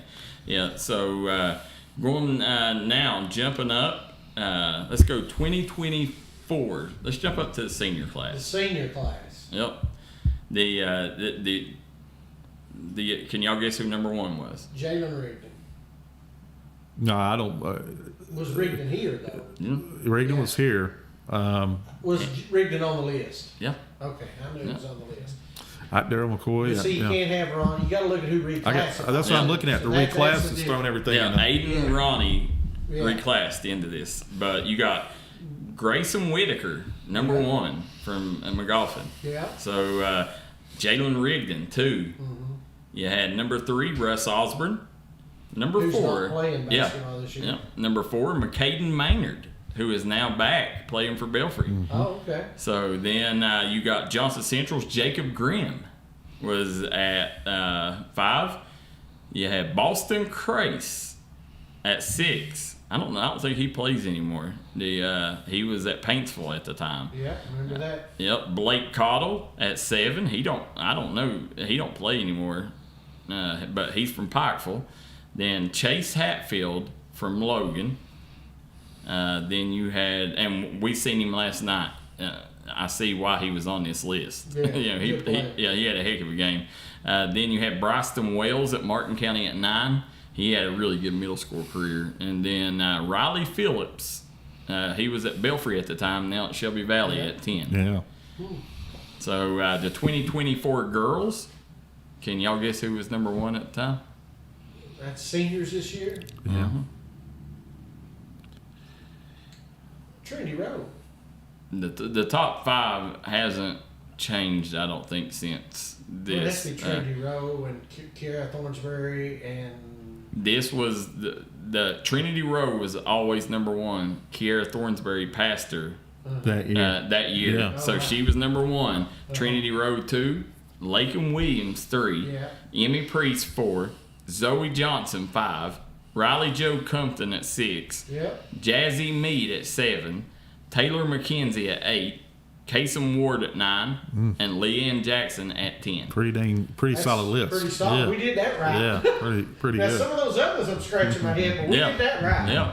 And then now 2025, the juniors. Now this is an interesting one. Okay, boys or girls? Boys. Well, Jaden Stewart was number 1. Yep. Jaden Stewart's been number 1. Yeah. He's been one that's held that spot. Number 2. Can you guess? If I had the Jeopardy theme music, I'd play it right now. Right. Ethan Sykes. Oh, yeah. Number 3, Peyton Davis. Mm-hmm. Yeah. Number 4, Grant Jenkins. Number 5, McCormick Ilderton, we just talked about. Yeah. I didn't realize he was that high on the list back then. Then number 6, Matt Hatfield. Then number 7, Caden Crum. Yeah. Then number 8, Jace Kenner. Number 9, Cole Lafferty, the co-train. Yeah. Cole Lafferty. And number 10, Jake Slung. Yeah. So rounding out that top 10, it's interesting to see. Like a couple of them, like Cole Lafferty. He's not playing anymore. He come back, played this year after a couple of years off, but that's just interesting to see where our heads was then. And then let's see, the 2027 it's 2027 girls. I don't think I got 2025 girls on here. So we'll jump down to the 2027 class. No, here's 2025 girls. Number 1, Kaylin McKenzie at Johnson Central, Tommy McKenzie's daughter. Number 2, Addie Smith. Number 3, Haley Marcelette. She's another Johnson Central, right? I think she is. And number 4, Lindsey Bowman at Pike Central. Number 5, Addison Burchett, Addie Burchett. Number 6, Sophie Atkins from Lawrence County. Number 7, Kylie Robinette. She was a Johnson Central girl, so you had Johnson Central loaded. So you can see why Johnson Central what they are today. Number 8, Isabella Morkiki. Then you had number 9, Chloe Crace. I didn't know she was on it. Yeah. And then number 10, you have to help me remember, but the last name makes me think she's a Floyd Central girl, but Ashley Shannon. I don't know. Yeah. I can't remember where she went, but she's... If you redid that now, who would be number 1? In the 2025? In that 2025 girls. I say Sophie Atkins. I would from these right here, yeah. Yeah, that's what I'm saying. From that group right there. From this group, yeah. What's that? Where they repick? What is that? You see those TikToks where they repick it? No, you're 100% right. From this list here, definitely. Well, it'd be her or Addie Smith. Yeah. Yeah. Addie Smith, Yeah. Yeah, because Addie Smith, I just got her stats sent to me last 3 games. She's averaging like 25 a game. Yeah. So then to 2027. Okay, we'll go with the girls first. Number 1, JC Sammons. She's the Wayne girl. Oh, yeah. Yeah, I know you. Number 2, Sadie Johnson. Mm-hmm. Number 3, Kylie Kenner. Number 4, Carly Stanley. Now, she's still in that. She reclassed. She reclassed. She's an 8th grader. Yeah. And then number 5 is a girl that's not playing anymore. Kat Waters. Oh, wow. Yeah. Then number 6, Macy Maynard, having a great year at Martin County there. Number 7, Amelia Newsom. Number 8, Izzy Causey. Number 9, Lindy Gearhart. And number 10, Eliza Howard. Yeah. So it's interesting. Like, a lot of them held time. A lot of them girls did. Then let's see. Yeah, Amelia Newsom. I didn't know she was on there. Yeah. So Prestonsburg girl on there. Yeah. Then 2027 boys. Now remember, we didn't cover at this time Beyond the 14th or the 16th region. Yeah. Yeah. So number 1 is Braxton Keathley. Yeah. Number 2, Zaid Rash. Number 3, Brody Little. Number 4, Carter Jude. Number 5, Brock Woods. Number 6, Cole Sloan. Number 7, Grant Hall. Number 8, Colton Short. Number 9, Dawson McCoy. That Phelps. That's the same thing. That's what I think. Yeah. And then number 10 was Crew Blankenship from Logan. So when you sit there and look, and that was before, if you remember, that was when before we started even covering the feeder schools over at Johnson Central. Yeah. So Austin Sloan wasn't in it. So that's why Austin Sloan wasn't in there later that year when we was on it. Yeah, he was on it. Yeah. He was top 3. You got that pretty close. Yeah. Oh, yeah. I mean, all those guys that are still playing is playing varsity high school basketball as freshmen and getting minutes. Yeah, that's very impressive there. Colton Short. I remember the name, but I can't remember.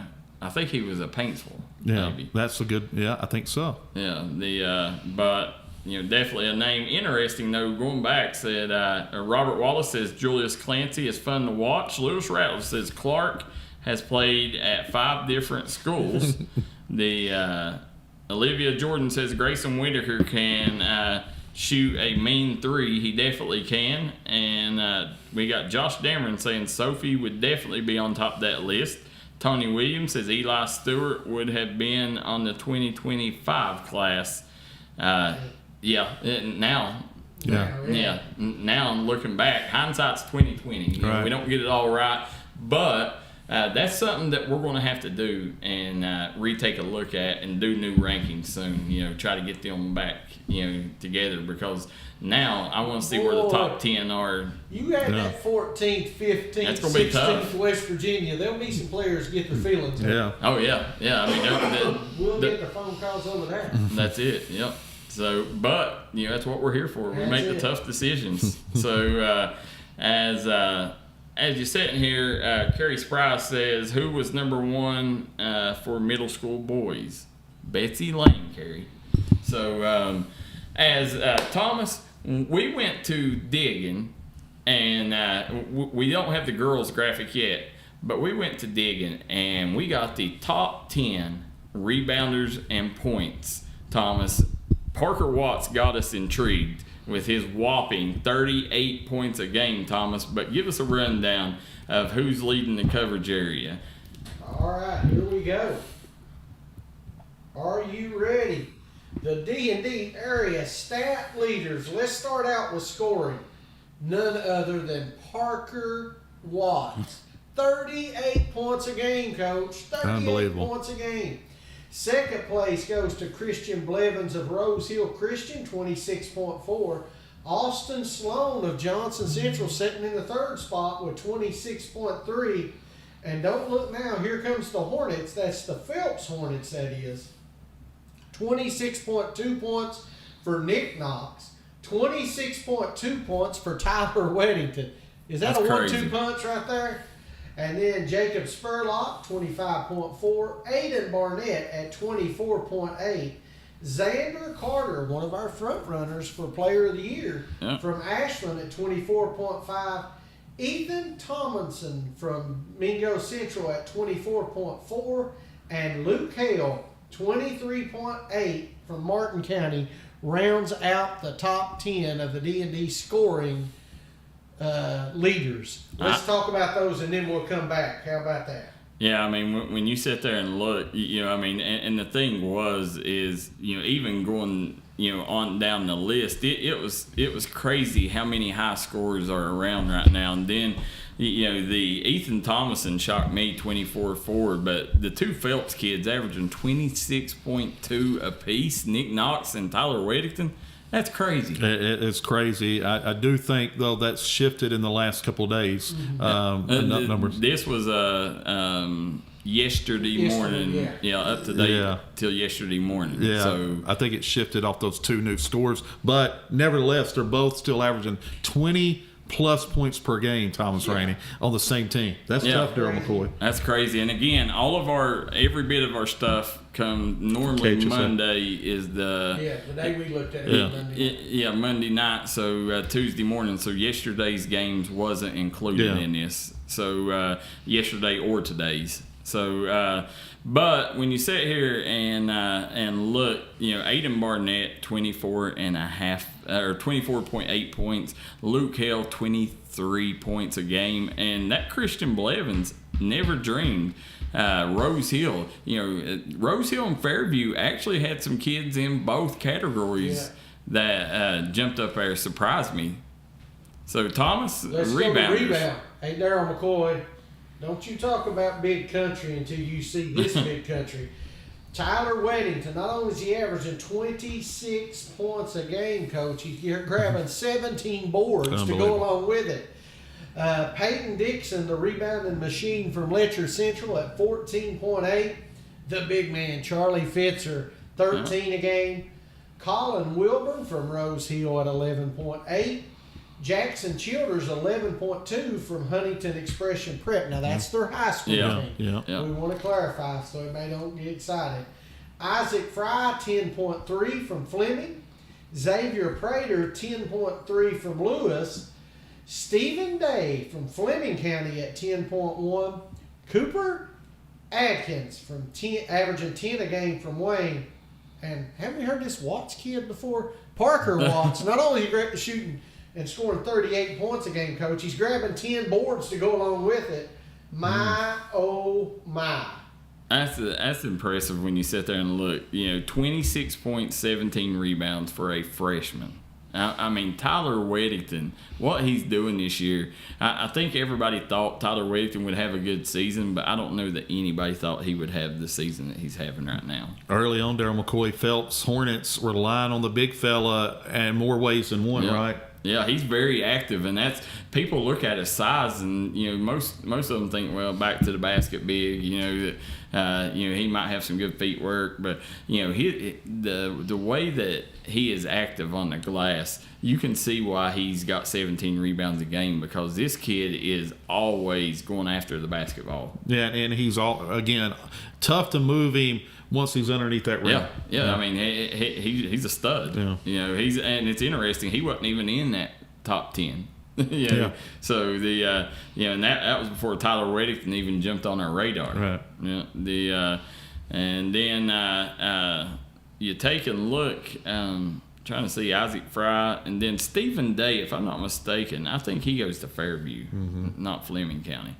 Could be wrong. We'll check that out. But, just impressive. Interesting, guys. We want to thank you guys for taking that trip back in time with us.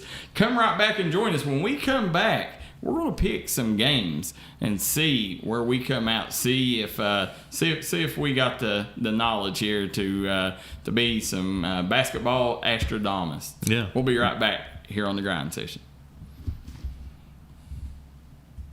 If you want to make your dream home come true, call Solid Rock Development today. Check out some of these interior and exterior jobs they've done over the past few years. Solid Rock Development is making custom dream homes come true at a great price. Family owned, family operated, and faith backed. Give us a call today at Solid Rock Development.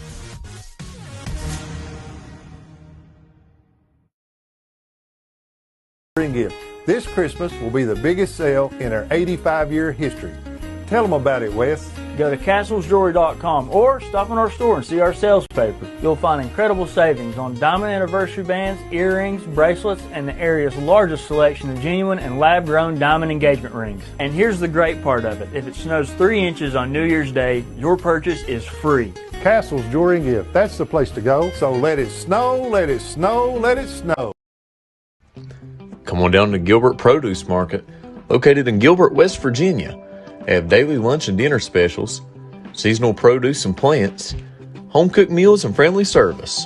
They offer catering for special occasions and holidays, party trays, and they were also voted 2023 Coalfield's Best Milkshake and Community Market. You can catch them Monday through Friday, 8 a.m. to 6 p.m., and Saturday to Sunday, 8 a.m. to 4 p.m. Come on down to Gilbert Produce Market, located in Gilbert, West Virginia, 304-664-5600. If you're looking for a great selection and a great experience for your next Harley-Davidson, come on down to Mountain State Harley-Davidson here in Del Barton, West Virginia. We have new 2023 models in stock and ready for delivery. Special financing available. Or choose pre-owned with one of the largest inventories in the tri-state area with great low prices. Visit our showroom filled with licensed Harley-Davidson apparel and more. Don't write that check until you check with us, Mountain State Harley-Davidson, 61 Priest Bottom Road, or visit us online at mountainstatehd.com. Looking for a great selection, great prices, and a great experience on your next ATV, motorcycle, or side-by-side? Come check out Keefer's Kawasaki. Our #1 goal is to offer you the best power sport experience at a great price. Like this new 23 Kawasaki Teryx 4 for only $17,999. Before you write that check, check with us. And remember, your adventure starts here at Keefer Kawasaki. Route 44 South, Jerry West Highway in Logan, or visit KeefersPowersports.net.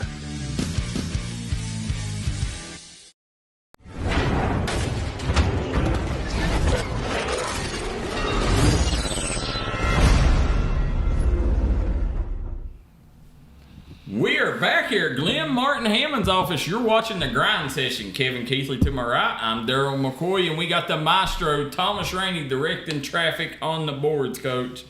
As we sit here, Thomas, this segment is sponsored by who? This segment is sponsored by Conley Brothers Giovanni's Pizza. Conley Brothers Giovanni's, located in Prestonsburg, Coach. Huge supporter of the Prestonsburg Black Cats, all mountain athletes. You can go there right now and sit down and try their pizza challenge where they give you a pizza. I don't know what the inch is on it, but if you can finish it, you get it for free, and you also get a Facebook post. Unbelievable. So I'd rather have a Facebook post. Yeah. Carrie Spry says, wonder if you get a game between Betsy Lane and Logan Middle School. Let's get it. They'll travel over here, they'll play. I can tell you. Yeah. We won't back down from nobody. No, Robbie Joe said he wants every single team on this top Bring 10. it on. So I don't know. I wonder if they got a game, because if they got a game to give, that would be one that would be great to watch. Yeah. Chapmanville's coming to Betsy Lane. Yeah, and we got it on the D&D Sports Network. Do you know when that game is? I knew you was going to ask me that. I'll see if I can find the schedule. All right. Robert Wallace says Tyler Waketon is a great kid, and always plays hard. Scotty Dingus watching from South Williamson, and Tony Williams says Eli Stewart, heck of a player in that class. We got our guy Luke Fugit tuning in. Luke Fugit, Luke, we hope you're doing good up there at GRC. Listen, it's something that, well, we're going to let Thomas look for that before we get started on this, but, we're going to pick some games here in a minute and see where we end up. Some of the games was tonight, so we'll know, we'll know right away, where we are on a couple of them, but I'm trying to make sure that we went over everything here. Thomas, do you got that? No, I'm looking for it. So okay. Let's go ahead and go start with the games. Let's How go. about that? You want to do that first? Let's do it. All right, girls games always, ladies first. On the 21st. January 17th. Oh, did you find it? Yeah, Ashley Dalton just okay. Text it in the comment section. That's perfect. Thank you, Ashley. I was making it work here. All right. On the 21st, we got Paintsville taking on Estill County. What is that? That's the tournament between the lakes or something? Is that what it's called? Is it? Yeah, it's just down in Paintsville. Is this the girls now? Girls. Yeah. Paintsville girls. Yeah. Paintsville, Estill County. Who you got? I got Paintsville pretty handedly against Estill. Yeah, I think the Tigers take down the Engineers in that. Paintsville, they're going to be upset they're not in that top 10. Yeah. So, look for them to make a run back at that. All right, tonight, I know the score. Oh. So I can't pick. Yeah. Prestonsburg Lady Black Cats travel to Wolfe County. Well, here's the deal, right? So talking to Coach Kidd prior to him going to Wolfe County, two of his main cog pieces to that offensive was gone, out, right? And you go down to Wolfe County, you better believe it's going to be an uphill battle. I would normally have Prestonsburg in this one, and but I'm going to say Wolfe County gets out of there by hook or by crook. I'm going to take Prestonsburg. Wolfe County was the winner. I'm looking for the score. 51-43. 51-43. Let me make sure. I'm double checking. Yes, Wolfe County. There we go. And that is the city between the lakes Christmas Classic. I will say this. Prestonsburg, even though they lost this game, no doubt about it, if they play that game again healthy, neutral site, Prestonsburg's getting out of there. Tonight, Hazard versus Madison Central. Hazard versus Madison Central. I don't know Madison Central what their girls team is this year, but I tell you, Todd Howard has them Hazard Lady Bulldogs playing really good basketball right now. I think they've only lost one game on the year, but a team coming down this way from Lexington, I'm gonna go with. This is at Montgomery County. It's the Gateway Holiday Classic. I'm gonna go with Madison Central. I'm going to go with Madison Central. Well, you are both correct. 59-34. Madison Central with the win. All right, now we got North Laurel at Leslie County versus Leslie County. North Laurel versus Leslie County. We seen them practice the other day. Coach, I'll let you go first on this one. I've got North Laurel. This is the Hayden Classic Bank. Oh. The Hayden Citizens It's at Leslie. Bank Classic. Yeah, it's at Leslie. I could change things, right? That's tomorrow, so I can't give you a score. Okay, So just have too many to see. Darryl, I'm going to stick with North, but I don't know. It's going to be. You already know 14th reading. It's tough. Yes, I'm going to go with North Laurel too. Yeah. Okay, and then the next night, North Laurel will take on Prairie Central. North Laurel sitting at 4-2 on the season. Okay. I'm gonna go with Coach McLaren and Prairie Central in this one. I'm gonna say they pull the upset. I think they pull the upset in the 14th region. Yeah. Corbin's loss was to, North Laurel's loss was to Corbin and to Pikeville. Yeah. I mean, anybody's gonna lose them. Yeah. Okay, let's jump over to the boys. Now we're going Powell County at Wolfe County, and I'll tell you that. I love these tournaments. Powell County at Wolfe County. This here, Jack Rose, Brandenburg. Powell at Wolfe. I'm gonna go Powell. It's at Wolfe too. It's one of the toughest places to play in the mountains, Wolfe County, and they did play Breathitt close last night, but sure did. Right to the wire. Yeah. I'm gonna go though with Powell County. You said Powell as well? Yeah. I'm taking the Wolves. Give me the Wolves. Oh. At home? Yeah, that's tough. It's tough at Wolf. I like them two guards, man. Yeah. I like them two guards. If they had Skylar Ritchie, I might be on board, but I still want to see what they do without Skylar Ritchie. All right, now let's go to Prestonsburg for the Christmas Classic. Paintsville takes on Breathitt County.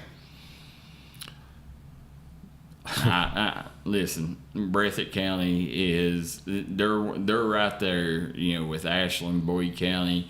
Boyd County, I think Ashland and Breathitt may be your best two teams in the mountains.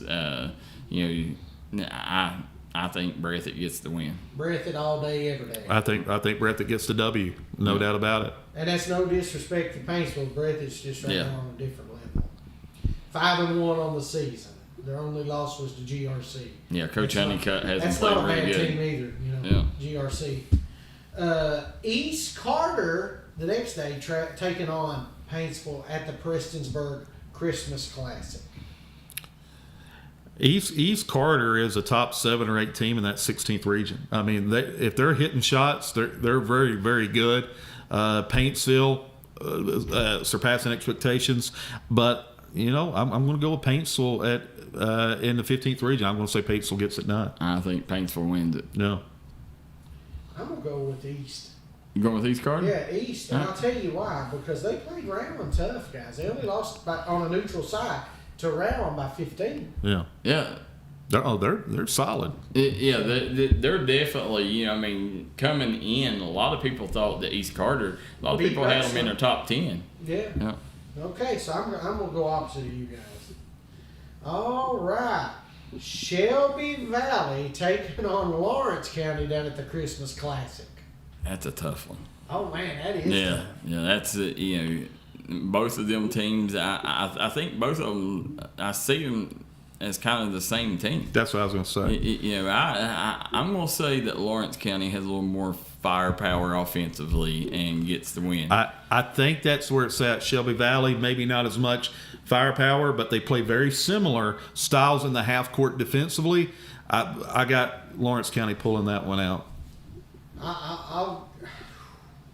Who you got? Valley, I do too. I do too. Yeah. Especially, I think Eli Stewart gives a little bit of an advantage. Yeah. I'm going with Valley. You've talked me right into it, Darryl. If I lose, I'm Valley. on you. All right. All right, now we're going Prestonsburg at East Carter during the Christmas Classic. Prestonsburg, East Carter. I think Prestonsburg wins. I think Prestonsburg won. On paper they got the talent to be a team that 4 to 8 range. But if you are that team, you can't go get blown out by teams like Johnson Central. So. They've got, but I still think that this team, now that they got Connor Napier back, I think they're going to handle business against East Carter. I think Prestonsburg gets the W at home in that Christmas Classic, and I think that they have a little bit too much firepower, and East Carter doesn't have the size. Surprisingly, because Prestonsburg usually a little undersized on the backside, I think Prestonsburg has a little more size on the blocks. Yeah. All right. I'm going to go Prestonsburg in that one. Did Prestonsburg beat them this summer at Ashland? Yeah, I can't remember if it was either East or West. Yeah, it was East Carter they played. Okay. But all right. Yeah. Next game, the rematch, Prestonsburg at versus Valley at the Christmas Classic. That's tough, man. Anytime. You want me to go first? Yeah. I'm going to say Valley. Because I think they're going to be fired up because you went up there, Prestonsburg did and beat them. I think they're going to come back with revenge on their mind. I think they're going to be even more fired up because I think Prestonsburg is going to take care of business and get the dub. Who you got, Coach? Oh, I was letting you guys go ahead. There you go. It's your turn. You're the tiebreaker. Oh. You get these clipped, right? Yeah. And they put them on bulletin board material. Yeah. I hate doing that to any team. Yeah. Listen, at home and going to Christmas break, I think it's going to be even Steven, but I think Prestonsburg pulls it out at the end. I think it'll be a good game. Oh, yeah, I think it's going to come down to the wire. I think it's going to be a flip 'em. Yeah. Because you got to think, Shelby Valley went up and beat Johnson Central, and it's the 15th region. There's no clear cut. Everybody's beat up on everybody, and but when you sit and look, that's going to be a very tough game for Prestonsburg to win. Anytime, it's tough. It's tough to beat a team once. Beat them twice. I think it's going to be a good game. I do. All right, here we go. Boy, this is another rematch from a game we've already seen here on D&D. Over 10,000 people watched this game, Darryl McCoy, when the Miners traveled to Phelps. Now, Phelps, the Hornets have to go up on the mountain to take on the Mingo Central Miners. Oh, I forgot they already played. Oh, yeah. And it was if I'm not mistaken, it was an overtime thriller. KJ and Coach May on the call over there did a great job. This one's going to be tough because I think Mingo Central is playing some really good basketball right now. With Thomason, Aiden Burks picked his game up. He's impressed me. Yeah, he has. I think going up on Minor Mountain, I think Mingo Central takes care of business. 22,000 feet above sea level up there. The top of the mountain. Yeah. I listen. I Phelps pulled it out last game, but I think when you travel to West Virginia, it's tough goings. I think Mingo Central pulls that one out. I'm riding with Big Country. Big Country and Nick Knox gonna take me home. They're gonna pull up there and steal one away from the Miners. Last game, if I'm not mistaken, he had 32 and 19. Yeah. Big Country. So I'm going with Phelps. All right, here we go. We can't do this one. It's already. Yeah. It was Pike Central and Boyd. We already know. We've already talked about it. Pike Central at Pikeville. Pike Central at Pikeville. That's tomorrow night. Ooh. These are two of the top three. I think that Pikeville in the PIT, it is. I think they're going to take care of business. I think now. Last year, did Pike Central upset Pikeville in this game? I don't remember. I can't remember either. Pikeville won. Yeah, Pikeville won. So I'm gonna take Pikeville at home, and that's the only reason. If it was at Pike Central, I'd take the Hawks. Well, listen, here's the deal, right? Pikeville still trying to find their offensive identity. I think scoring is going to be an issue. Yeah, being at home is going to be probably an 8-10 point advantage right out of the gate. But listen, I'm going to go with Pike Central in this one, just because of the scoring ability of Pike Central and able to run the floor. Pike Central by 10. Wow! No, wow! Okay. I think Wow. they're going to come to play. I think this is their statement they want to make. Well, I can tell you what. I've seen it throughout his career. Jaden Stewart rises to occasions in games Another like big time game tonight. Yes, he's the type of kid that feeds off these kind of games, and you could see that if Jaden Stewart gets hot. Martin County, they put the recipe how to beat Pikeville out there, and we seen Knott Central use that same game plan, pulling Fitzer away from the rim, and that's what Stewart will be able to do. Yeah, I think he creates a problem for Fitzer. Fitzer don't want to be, and Charlie Fitzer, listen, man, he's a beast too. Yeah, oh yeah. I'm not taking anything away from him, but if you're Pikeville, you don't want him 20 feet from the basket either. No, that's not his game to be 20 feet from the basket. Yeah, I saw Stewart put on a show over there, and then the other big for Pike Central helped me. Peyton Owens had it. Yeah, man, if Peyton Owens can play half of what he played at McGoffin, Pike Central's gonna be a tough out. And then Jalen Rigdon is Jalen Rigdon. Yeah, now that's where I was gonna go. Jalen Rigdon retweaked that ankle tonight in the first quarter. He came back in the second half, played well. Depending on how he feels tomorrow, I think that has a lot to do with it.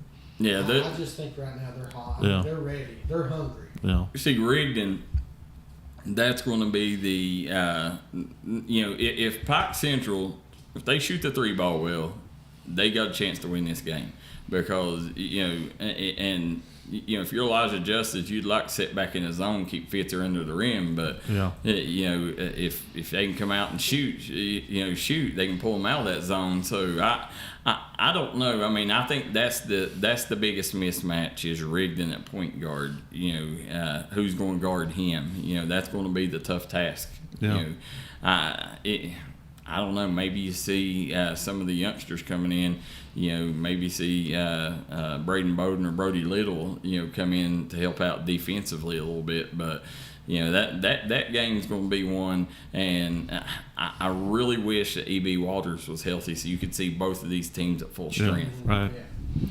Yeah. Ashland at Campbell County.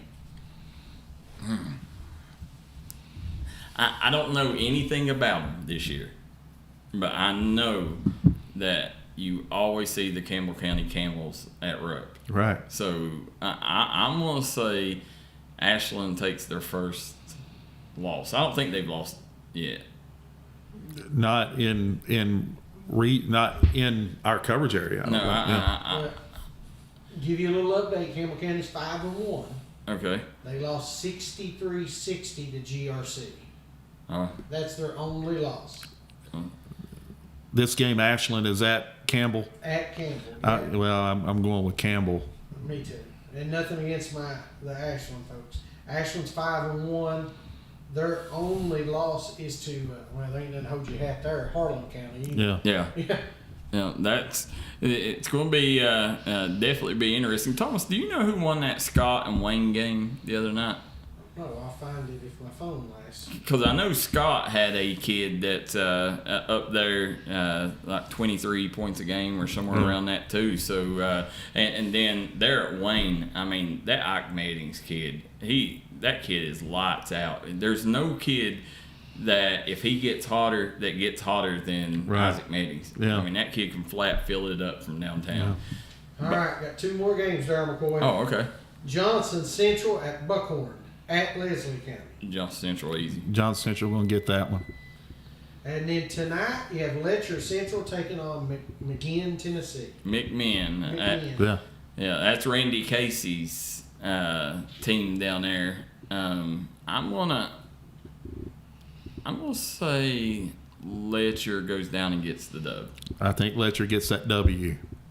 Yeah. And does that wrap up the score? That wraps up. Real quick, Darryl. PIT going on tomorrow, right? Yep. Big time, as good as any tournament that's been hosted in Eastern Kentucky. Tomorrow starts, as we just went over some games, the Prestonsburg Christmas Classic, the first year of its existence. Begins tomorrow at 11:30 with Breathitt County Paintsville JV at 1 o'clock. My. Breathitt County Varsity versus Paintsville, and that'll run throughout the day with Lawrence County, East Carter, Prestonsburg, and Shelby Valley. Tickets, $5 get you in the entire day. And here's the thing, Thomas Rady, you'll like this. Mm-hmm. All right, no other Christmas tournament is having JV games. All right, so that $5 is also going to get you JV action, start to finish, for both days. $5. Unbelievable talent in the building for 2 days in Prestonsburg. And I like that. And I'm going to say why. I'll never forget when Coach Kidd came to Prestonsburg first year as a high school coach. I said, there's a part in the season where you start to lose young players. Right. And it's this time of year because everything goes to varsity. Yeah. Most of the time you've got Christmas tournaments or this tournament, that tournament, and then you go right into district play. Yeah. So there's not as many JV games. And listen, not everybody is the freshman sensation. You got to have time for these other players to develop. Yeah. So I love the fact they're including JV. Oh, yeah. I think it's great. JV is great. JV, that's one reason I'm not a big fan of the way the 58th district does it with the boys-girls doubleheader. I do like that it helps the crowds and it helps the atmosphere that you got girls. Yeah. It helps the girls get a big time atmosphere. That's what but it you're is. seeing 2 districts out of the 14th doing that. Yeah. It's picking up. Yeah. So I think that it's important. JV games are very hard, to get anyways. So it's important. I think when you can get a team traveling and they got their JV, go ahead and play them, because if not, like last year, I know, my son played very minimal JV games, and, that's, and I think, you're building your pipeline up, so you don't want to let that JV go to waste. You want that for the future. But I do like that the girls get the big crowd. So it's kind of torn, but I'd rather have JV varsity. So think about that. Tomorrow, before every varsity game, you're getting the prelude of what you're going to get to see between the Breathitt and the Paintsville, the Lawrence County and the Shelby Valley, and then the East Carter and the Prestonsburg. Again, $5 all day long for some of the best talent in the 14th, 15th, and 16th region. I'm glad Prestonsburg is doing the Christmas tournament. I think it's something that should have been done a long time ago, at the Prestonsburg Fieldhouse. Good location. But I'm not a huge fan of everybody has a tournament now. Everybody has a Christmas tournament, and I think it takes some of the specialness away from the WYMT, from the Hatfield and McCoy. Them still stand alone. Then you got the Schoolboy Classic, and then the PIT, AIT, and those are probably the top 4 or 5 tournaments. But it seems like everybody is starting a tournament now, you want that tournament feel, and a lot of let's face it, guys, it comes down to money. Yeah. I mean, a lot of these teams can't afford to go twice. Yeah. They always want that one nice trip. You see McGoffin County's in Vegas. You've got 4 teams in Gatlinburg right now. Well, you can't afford to go before Christmas and after Christmas. You want to give them that environment, so I guess that's why they're doing it. Yeah. Well, again, and Prestonsburg is a great location for that type of event. Got food, central location. Credit Thomas Nairn, Coach Parsley, Coach Pacheco, and Greg Fleming? Yeah. Coach Fleming for putting that together. And crazy thing of that, Prestonsburg, $5 get you all day. There's some schools that even charge media nowadays. $10, $10, for a day. That's crazy. Yeah. But guarantee at Prestonsburg they'll not be charging media. So everybody get out and cover them. So as you sit there and look, we had all this middle school stuff tonight. Our first top 10. I can't wait, and I hope, tonight you've seen a lot of teams reach out. I hope they make them connections, because that's what happened when we first started the middle school top 10, is everybody reach out and wanted to play everybody to prove they was the top dog. And like I said, them top, where was they? Nominated to call me and say I mean, you take these top 6, any one of them top 6 could be one. I don't see any difference between Betsy Lane, East Perry, Chapmanville, May Valley, Shelby Valley, and Logan. Them 6 are the same. You're exactly right. You go to May Valley. That's a perfect example. May Valley beat East Perry. They've lost to East Perry. They beat Betsy Lane. They lost to Betsy Lane. Yeah. If I'm not mistaken. They beat this team. They lost that team. It's all the same. Yeah. I mean, any given night, like you said, Darryl, any of those 6 could be the number 1 team. And Coach, you said it perfect. Yeah. This is not the Dace of 5 years ago. When it was just Dace and just Car Creek. Right. Everybody else was playing for third. Yeah. Does that make sense? Yeah. It's not that anymore. No, the parity's there, and then, like I said, you got them 6, and then I think they're on a different level. And then you got the next 7, through 13 that, any one of them could knock off one of the other ones. I don't know about on a consistent basis, but they could knock them off on any given night. You're exactly right. But, when you sit there, honestly, the West Virginia teams, I think if this was deeper into the season, you would see Logan and Chapmanville possibly, 2-3 or 1-2 or but you've not got to see their resume yet, because they've only played 3-4 games right now. So but one thing's for sure, we seen Valley reach out. Valley's wanting to play Logan and Chapmanville, so hopefully they can get that done. And then we seen Kerry Spry said that they want to play Betsy Lane. Logan wants to play Betsy Lane. So I know Robbie Joe Johnson Johnson will play. So, you're going to have a chance to see all these teams playing each other. And, we thought that, okay, this class here, it's going to be a little weak. Well, when you look, you got star power throughout. Yeah, top to bottom. Yeah. You just roll off names like. Yeah. And when they go by one name, kind of like Madonna, yeah. you're pretty good, right? That's it. Hey, LeBron. Yeah. Jordan. What's the you got Andrew Collins and what's the other big kid at Betsy Lane's name? Mitchell. Eli Mitchell. Then you got East Perry. You got the big kids. Nick Prater. Yeah, Nick Prater's What's the guard? I can't think of his name. Fugate, the Fugate guard. He's really good. You got Fugate, Prater, Eldridge down low, and then they got the two boys with the same last names. I can't remember their names, but and he's a forward, but he could very well be one of the top two players on that team. I can't remember his last name. Somebody let us know. Then Chapmanville, you got Jacob Maynard, Coda Dalton. You got the Maddox Sarton, who is back from his injury now, who had an amazing game against Milton the other night. Then you go to May Valley, you got Buck and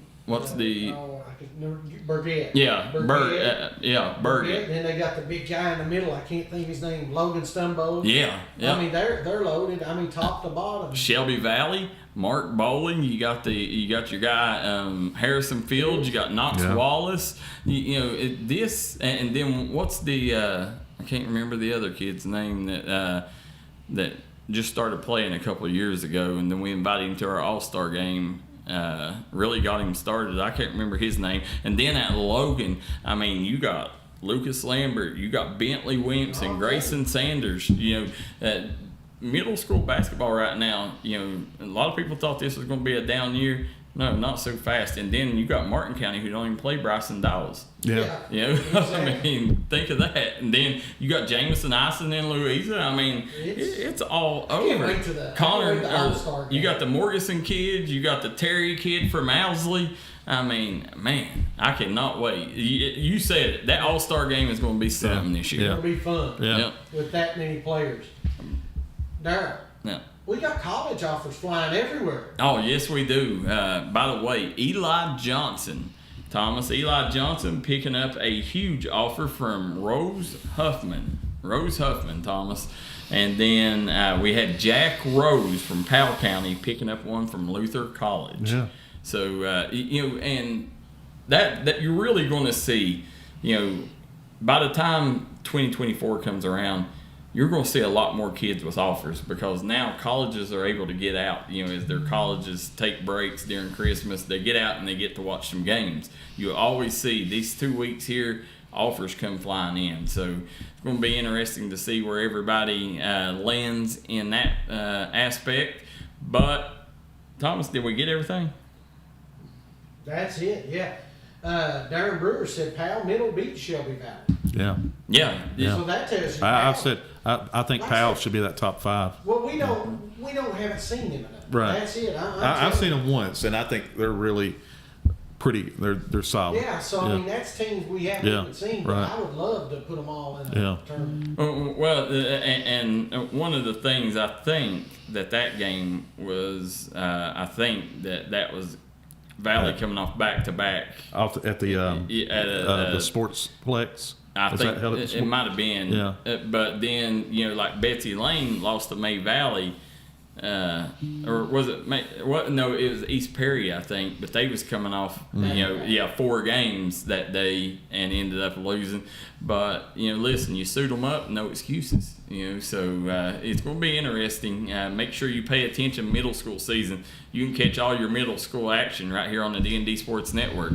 But what you going to say? Speaking of middle school action, I want to give a shout out. Don't know when we'll be back. I don't know if the date. The 27th, Betsy Lane has a tournament, Coaches for Cancer. Oh, It's in honor of Steve. A couple of the coaches that's passed away. Steve Jenkins was one of them. He helped Robbie Joe for a long time. Mm-hmm. So we'll be there covering that, Darryl. Coaches for Cancer. I don't have the whole tournament bracket. I'll see if I can find it. It's on the 27th? 27th. Yes. So 27th. So as you're sitting here looking, guys, make sure you get out, support these local teams. I mean, the PIT, the Prestonsburg tournament. Yeah. I know Chapmanville has the Bob Runyon Classic this weekend. Everybody get out, support these local teams during Christmas. You're in for the holidays. Go in, make it crazy atmosphere. Kind of talk to some of the people you grew up with. Everybody's going to be there.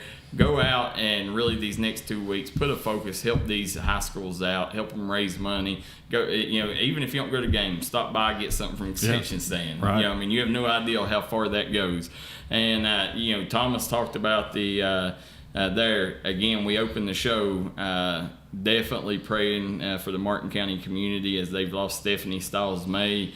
She was a dear friend of mine, just a joy. I loved going over there, getting to speak to her during the day. Amazing woman that really cared about all the kids in the INS community. Mm-hmm. And then want to make sure everybody sends prayers out to Greg Horn, who is suffering right now, trying to get back.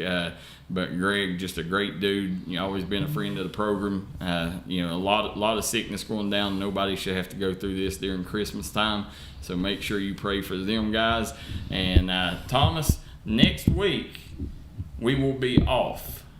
We will, maybe we won't. We might do a TikTok, Darryl McCoy. You never know. There you go. Yeah, we'll be down in Tennessee for the Gatlinburg Classic, and I think Martin County will be down there too. Martin County girls. So hopefully we can get the Martin County girls, Prestonsburg boys, and I don't know who Jackson else. City would be there. Yeah, Jackson City. So we may be able to pick some of our area teams up down there. So make sure you guys stay tuned for all that.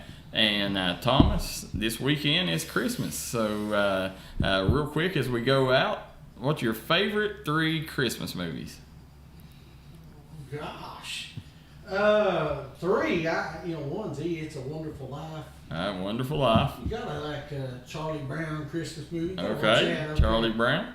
And what's the one where the kid licks the pole? Christmas Story. Christmas Story. There you go. I got mine. How about you, Coach? Yeah, Christmas Story, Christmas Vacation, Chevy Chase. And then my third one is the Nick Cage, where he, I can't think of the name of it, where he goes back and changes his life and how it would be if he didn't have a family and he was a high-end broker or something. So that I can't think of the name of it, but that would be it. Well, 2 of them would be on my favorites: Christmas Story and National Lampoons. Yeah, they're 2 of my favorites. And trying to think. I've become a fan of some recent movies. Bad Santa I'm a huge fan of Bad Santa.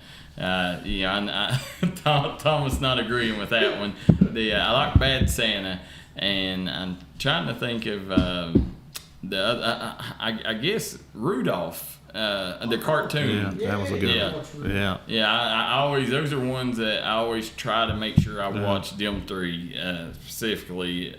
Rudolph, National Lampoons, and the Christmas Story. Yeah. That was back when you had 5 channels, right? Everybody had to sit down and watch. Mm-hmm. I remember.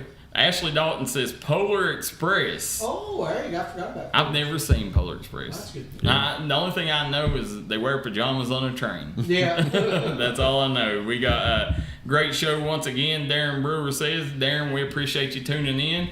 Jaden Stewart, we see he's still on. Jaden, get it done. As you go into Christmas break, tomorrow, big game. So good luck to you and the Hawks. I went out on a limb, Jaden. There you Cover go. Me. Maestro picked you. So I picked you big. 11:30 a.m. tomorrow, right here on the D&D Sports Network. We will have the Prestonsburg Christmas Tournament, plus a lot more. Make sure you guys stay tuned in all weekend long, as you'll have a week full of basketball.